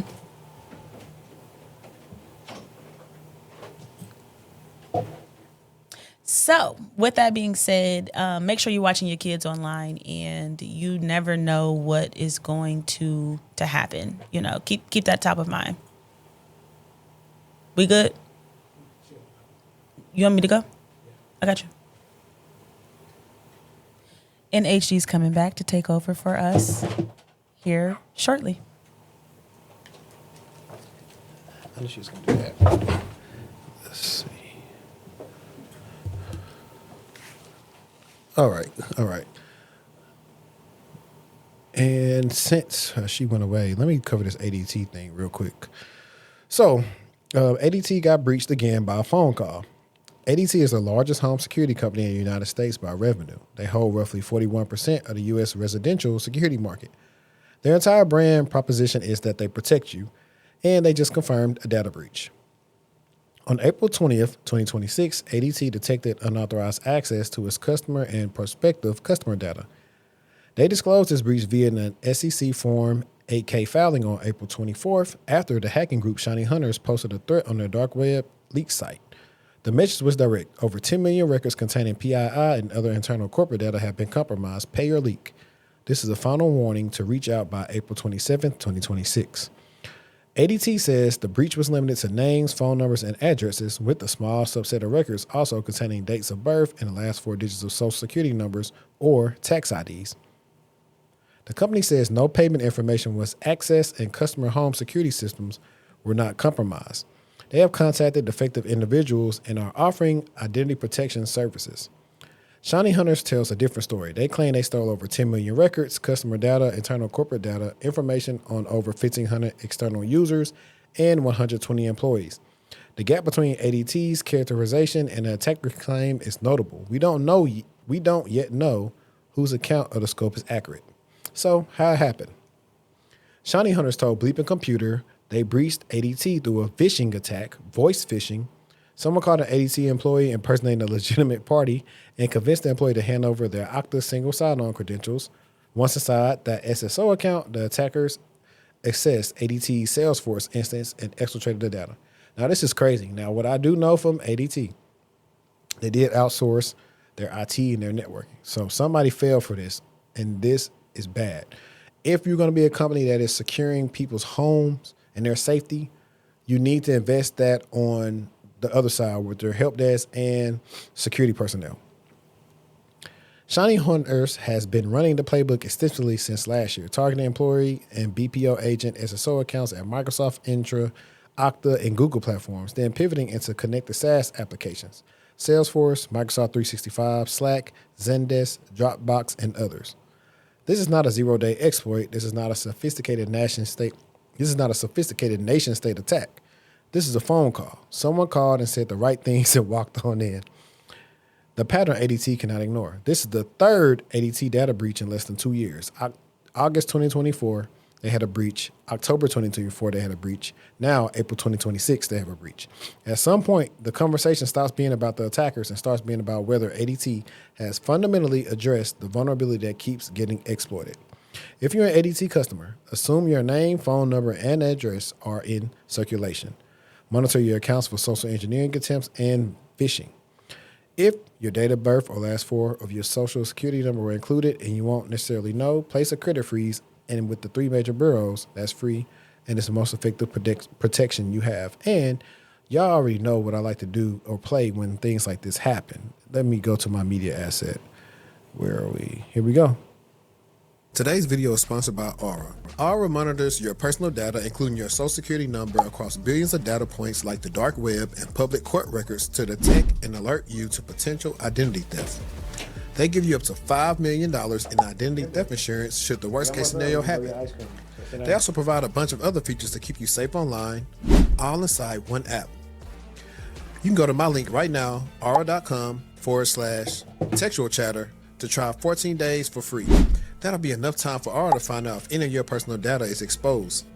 I highly recommend you do this right now because not only is the national public data not going to do anything to help you, they probably aren't even going to face any repercussions for this leak. I'm not leaving myself and my family vulnerable to data breaches. If you don't want either, you can go to aura.com/textual chatter to try 2 weeks for free. Now back to the video. Today's video is sponsored by Aura.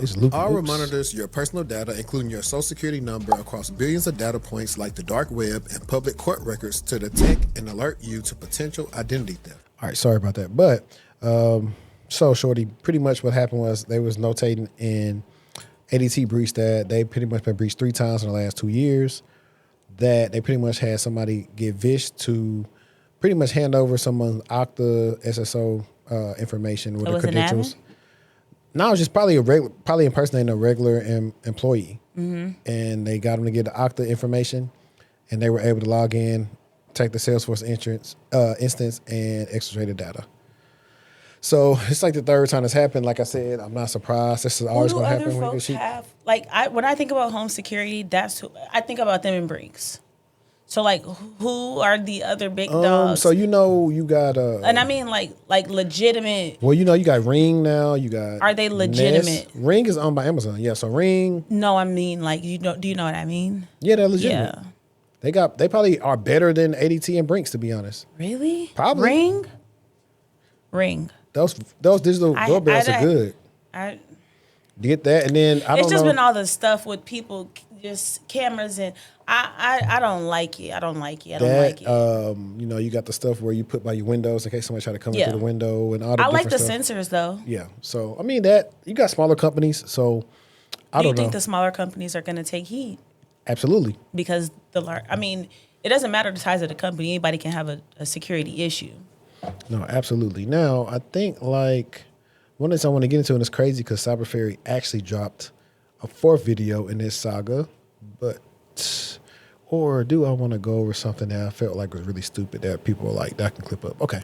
I felt this was Not Stupid by Anthony O'Neill, but it wasn't a nuanced enough take. I wouldn't want a high six-figure job. You know why? Because the requirements that come with that, the expectations that comes with that. No company is going to pay you 6 figures and not have any high expectations. But once you start making above 6 figures, the expectations are higher. You are reachable at all times. And I've been there to where I was making a $2, $3, $4, $500,000 a year, and there was no don't call me on the weekends. It's like, wait a minute, I pay you too much to not call you on the weekends. If I had to find a job to where like, okay, pay me 100,000, 90, 100,000, but also give me, you know what I'm saying, a month off every single year, give me some reimbursements, give me a good 401k match, etc. I would love that. You know why? Because they're paying me to focus on or to build my side business. So that way, if I ever were to resign, they paid me some of my time to build my business.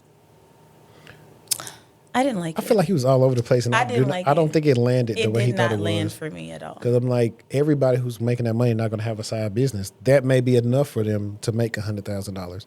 And if you're making $500,000 working for somebody else, they probably totally fine with being available all the time. People be available all the time for less. I was just about to say the same thing. Don't let you. I'm not even going to name the fields, but yes, there are so many ways where you can make less money and you be on round the clock. Start with being a CNA. What are you talking about? Yeah, we can start right there. So yeah, I mean, on call, you is on call like for 24 every by day, every 7, week. knock sock, all the type of stuff. I'm like, somebody would gladly take that $500,000 in the economy we in to be available. What you need? All right, I'm on the way. Ain't like you said you was on call doing construction and you finna go pour a ditch or climb a telegram pole. A lot of jobs do have some on-call component, or you might have a flex day. On-call or flex days. That's funny. He's saying that after collecting multiple years off that Ramsey salary. Exactly. Like the job, like, if you want to be totally honest, and I'm with my blue-collar people right here, the job you was doing wasn't that hard anyway. It wasn't. You able to sit up straight and make videos now and you built your business and content out. Yeah, I already know. Like everybody, the thing is everybody is not going to build a business. Everybody ain't meant to build no business. That is the guy, I was going to say Jalen Ramsey, but Gordon Ramsay. It's not even Gordon Ramsay? It's not Gordon Ramsay. Oh, I know Gordon. But you said it's not them. Or is it? It's not. It's so you know the guy, the white guy that's always talking about like no debt and finances and stuff like that? That dude. It's him. It's him. Let's see. We had some other funny ones. I thought this was pretty funny. I meant to play this earlier. Black slang is just white phrases, but in reverse. White folks, you got the wrong one. Black folks, you got the right one today. Oh, you got the right one today. White folks, don't you ever say that again. Black folks, say it again. Yeah, facts. White folks, shut up. Black folks, keep talking. I get it. Keep talking. I'm gonna show you something. White folks, that's hot. Black folks, that's cold. Yeah. White folks, let's roll. Black folks, let's bounce. Yeah. White folks, I hope he doesn't. Black folks, I wish he would. Yeah, rags. White people, I can't believe you did that. Black people, I know you didn't. White folks, don't do that. Black folks, do it again. White folks, he passed away, laid to rest. Black folks, he woke up dead, coming to the Lord. White folks, don't stop. Black folks, keep on. Start something. Black folks, slow down. Black folks, hold up. Hold up, yeah. That was funny. It was another one that some white guy said, hey, y'all, our grammar is basic according to black people. And I didn't like that. We don't even say bounce. I'm finna ask the chat. All right, chat. Let's say you at work and this happens. What you doing?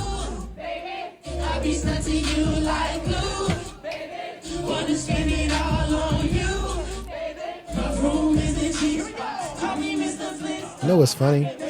I was listening to this song and I really just realized he said my room was the G spot. Yeah. But back then, we was just saying anything. In high school, I didn't know what the G spot was.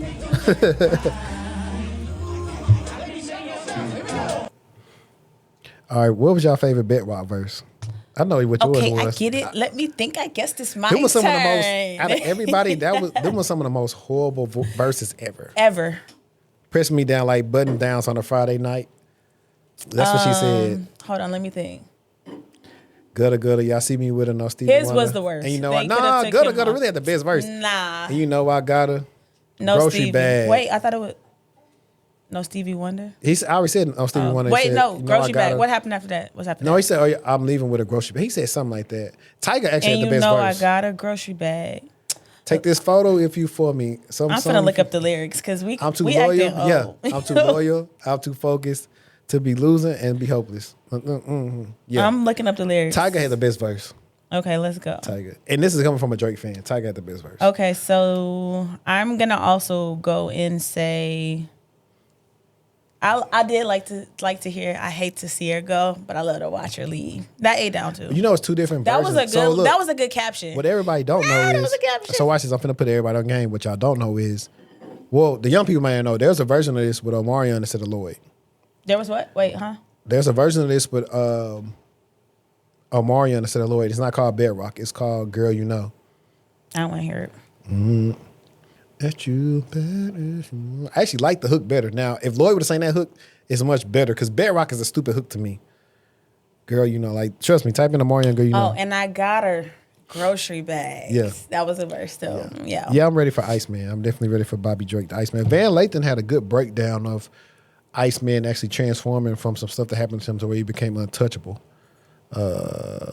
Exactly. See, Girl, you know what's better. I'm telling you, I'll let you hear after this. I can't. What is in the comments? Girl, you know what's actually better. I promise you, I like that version better. It's just like, so for example, So it's like Shorty, look at my. Remember, there's two remixes. There's one with Webby. There's one. No. There's one with Trey Plies? Songs. There's one with Trey Songs, and then there's one with Neo. I never heard that. You never heard the one with Trey Songs? Busted Baby. Oh, Busted Baby. I'm not familiar with what you're Busted talking about. Baby. But there, so here's another one.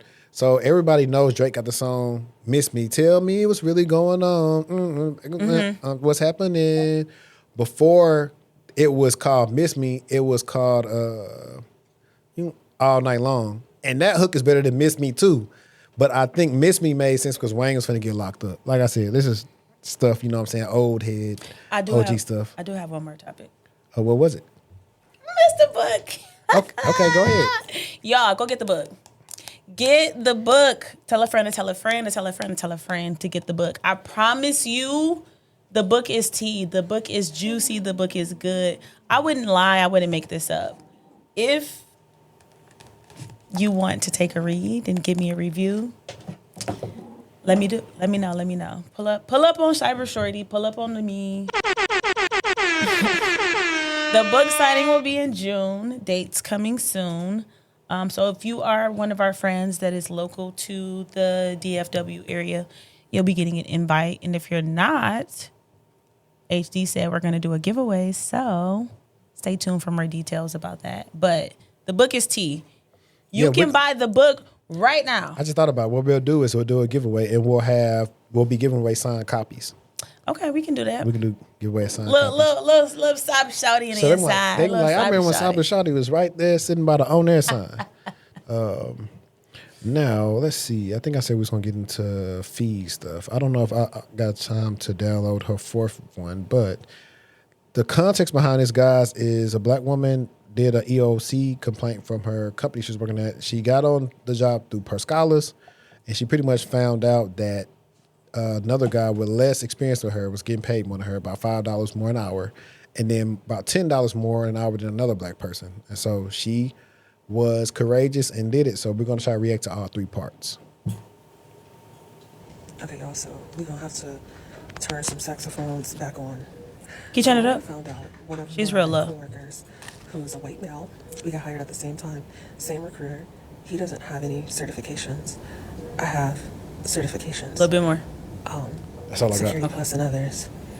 He's making $5 more There we go. per hour.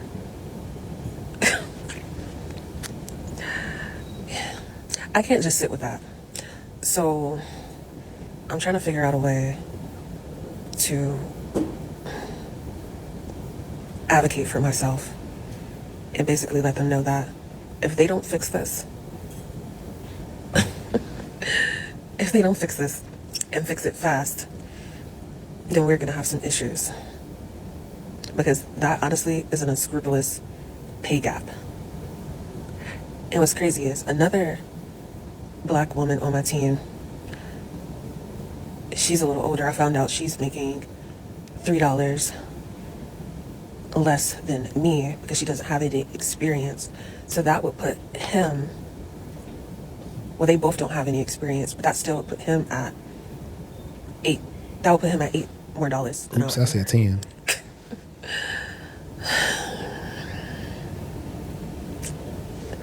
You see why they say that? They are the saxophones. You literally can't make this shit up, y'all. So, yeah. I'm gonna follow up on this. Because, yeah, and no. No, absolutely not. Yeah, and the thing is, I think I was in the initial comments, like, you know, this always can go two ways.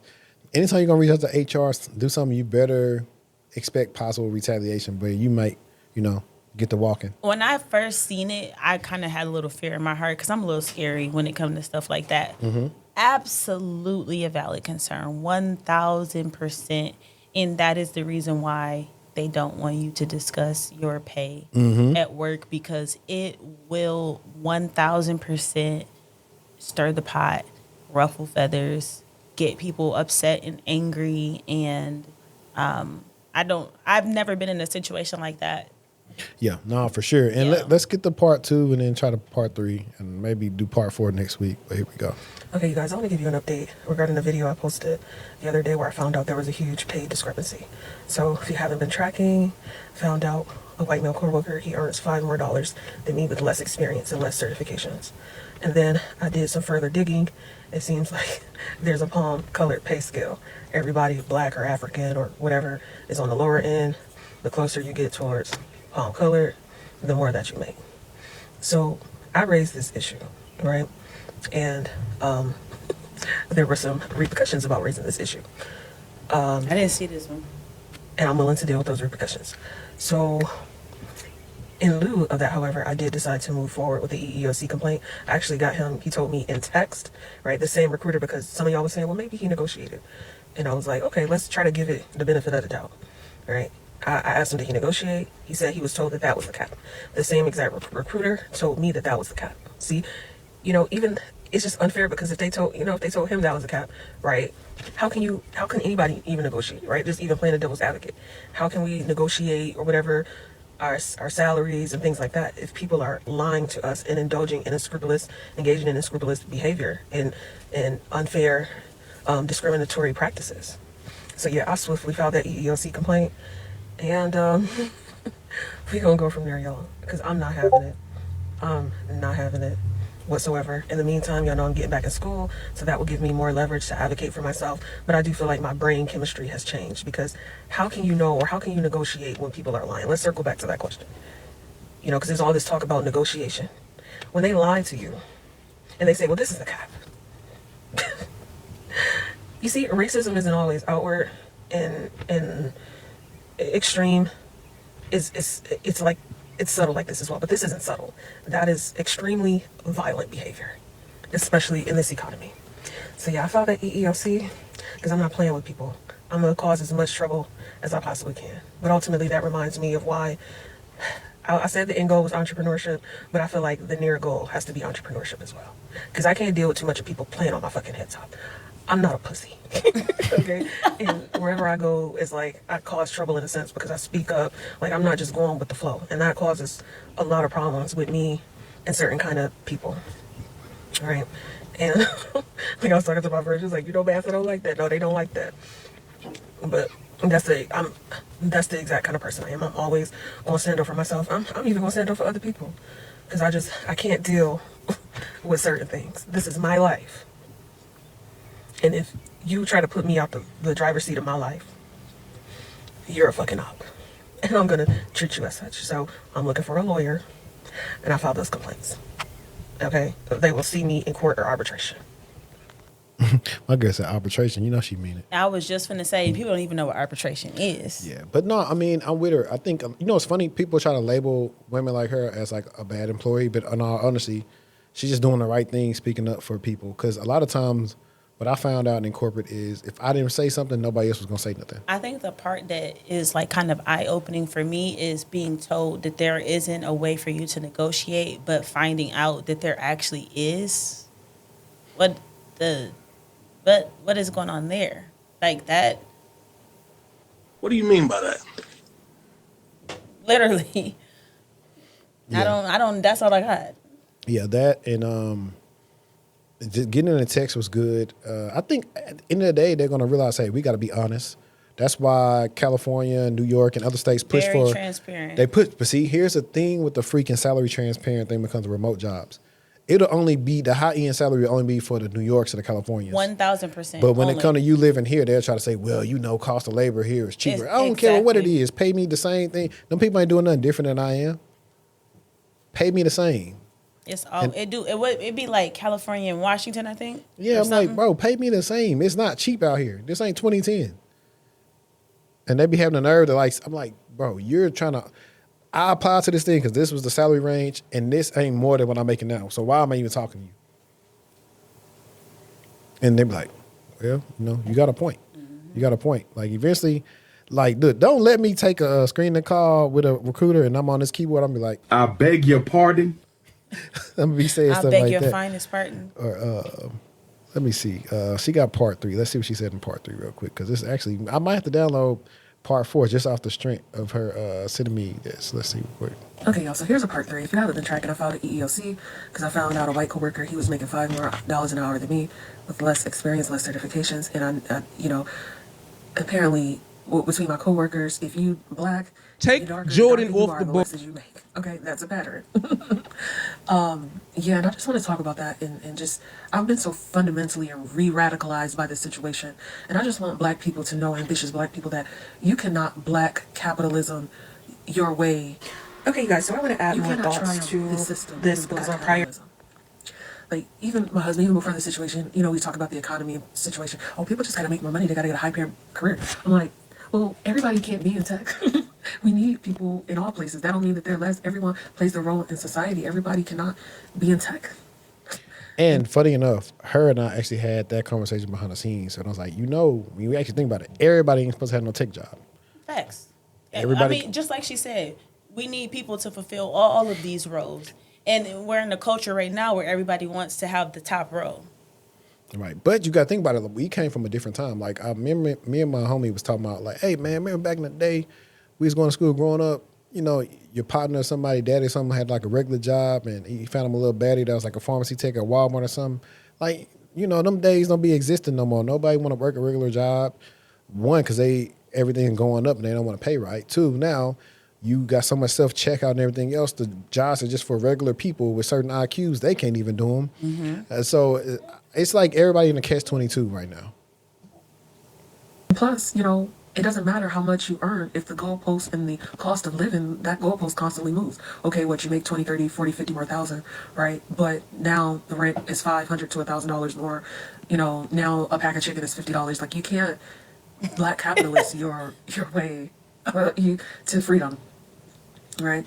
And I used to be one of those black folks like, you just gotta earn more money, you know, get on your stuff, this, that, and the third. But, you know, as I've gotten older and I've had more experience, I've begun to become more empathetic because just imagine, like, even just playing the devil's advocate. So going back to the situation with my coworker, they told him his salary, his pay was a cap. They told me my pay was a cap. They lied to him. They didn't even give him an opportunity to negotiate. And what's crazy is the system is fucking all of us over, but they give, you know, white people a little more crumbs and cookies than they give us. But ultimately, you know, everybody is fucked. But it's just so unfortunate because this is a systemic issue from my research, right? And just to think, if you're even a black person making 6 figures, right? Let's say you're making 100,000, because 6 figures is wide. Let's say you're a black person making 100,000. Just to think, you are more qualified or whatever. You had to have 8 to 10 certifications more than a white man's 1. So you got to have 3, 4 degrees. Versus a white man's high school diploma and a cert. Like, actually, I have a friend, he makes like 160, and his credentials is like reading the scrolls of the Bible. His boss is a high school dropout that makes like over $250,000 per year. You cannot black capitalism your way out of racism and structural inequalities. Like, this shit has changed me forever. Like, when I tell you I'm about to lean in on reading, I got all the Black Panther books and James Baldwin and all the ancestors and stuff like this. I gotta go back and do the work, and because the answers is already out there. Because I just have so many questions, and Yeah, y'all. I just wanted to share that little blurb. Like, racism is really fucking nasty. And it's not something that I take lightly anymore.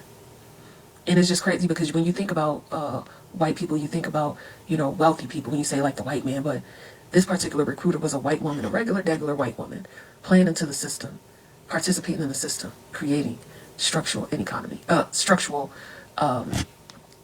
hell I mean, systemic racism, inequality, whatever the hell that word. I can't think of that. You see how that works? Smiling all in our faces. Yeah, she's seeing firsthand though. When you had all the stuff when people talk about these elections and everything else, and realize, hey, they voting just like the others do. So I think it was an interesting take because we know that this happens, but when it happens to you, and when you're the one that this is happening to, when you realize it, it hits a lot different. So I do commend her for having the courage enough to, say something and try to get some justice. And here goes part 4. Okay, guys, so I want to add more thoughts to this because in our prior videos, you guys know I filed an EEOC complaint about wage discrimination based on race and gender. I'm not going to retell the story, so if you want to know the full story, you guys should go back and watch the videos. But I want to add, because my prior videos were, really emotional, rightfully so, because I have the right to be mad. I'm angry, I'm frustrated, I'm disheartened, I'm sad, all of the above, right? But I want to come back and just build upon this because, a lot of you guys, you follow me and you appreciate what I have to offer. And, I don't ask to be some of you guys, you really look at me like a mentor. So I'm sharing my journey. What I want to say and talk about in this video is the importance of developing your professional armor, so to speak, right? And having mentors, right?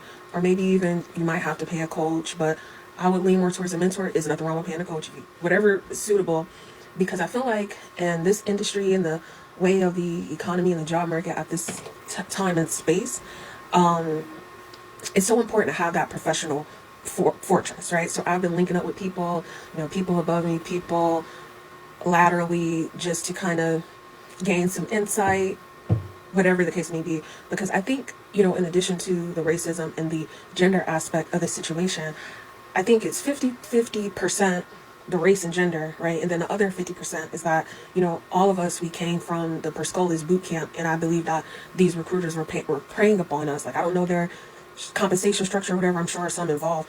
I wholeheartedly believe these, even the white guy who got the highest wages, they weren't fair to him because they didn't allow him to negotiate. They told him his was a cap, they told me mine was a cap, they told my other workers theirs was a cap. So they all knew that we were green and eager to get our foot into the door and this and that and the third, right?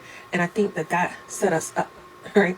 So if I were to have constructive critique, even for Perscolis, is that they need to have, I don't know if it's possible, but they should have some measures in place too to protect themselves. But at the end of the day, it's not their fault. They did what they needed to do in a sense. But when we get out into this world, we have to have that armor, because when you are from a disadvantaged place or space, and that disadvantage isn't always race, it could just simply being green and not really knowing what's going on, and you're at that early point in your career where you're more eager than stern and serious, right? And you just have to learn how to advocate for yourself. So y'all, I've been reaching out to people and get my mentors, especially other Black women who have navigated this space. I reached out to this one lady. She's a senior engineer. Where I made another new friend. He's a senior engineer, white guy. I told him he'll give me my reparations by helping me out. But no, that's really it. I wanted to add that because, I'm just going to update the situation because I do feel like this can help you guys. Unfortunately, in any space. Okay, cool. She's going to yap a little bit. So to close it out, that's also why I made the video. I think that was one episode. What episode it was? I was talking about Black recruiters and stuff was needed. And a lot of times, that was like 2 episodes ago. You'll have a person that doesn't really know what the job pays. I'm like, nah, that's too low. I'm going to submit you for this. So I think all that stuff is needed. Salary transparency is needed. That's why I like that. Some people don't like people share their salaries, but at the same time, I think it's beneficial because sometimes you don't know what you can make or if you actually be underpaid. I'm an advocate for it, especially with your friends. You and your friends should be honest with how the much friends you that's make. in the same industry. That part. That's what I'm saying. No, facts. Yes. Because you might find out what you make it, huh?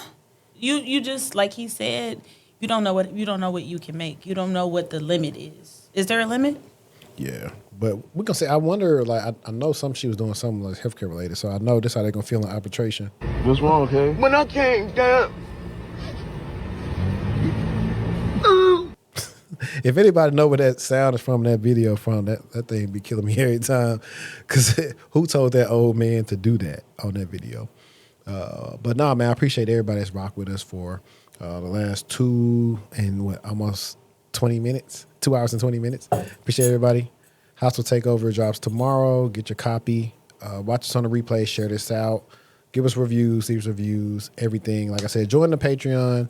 If you join the highest tier, maybe you can talk to me or Cybershortieee. Who knows? We'll just let it rock out. But like I always say, let's stay textual, and we out. Peace.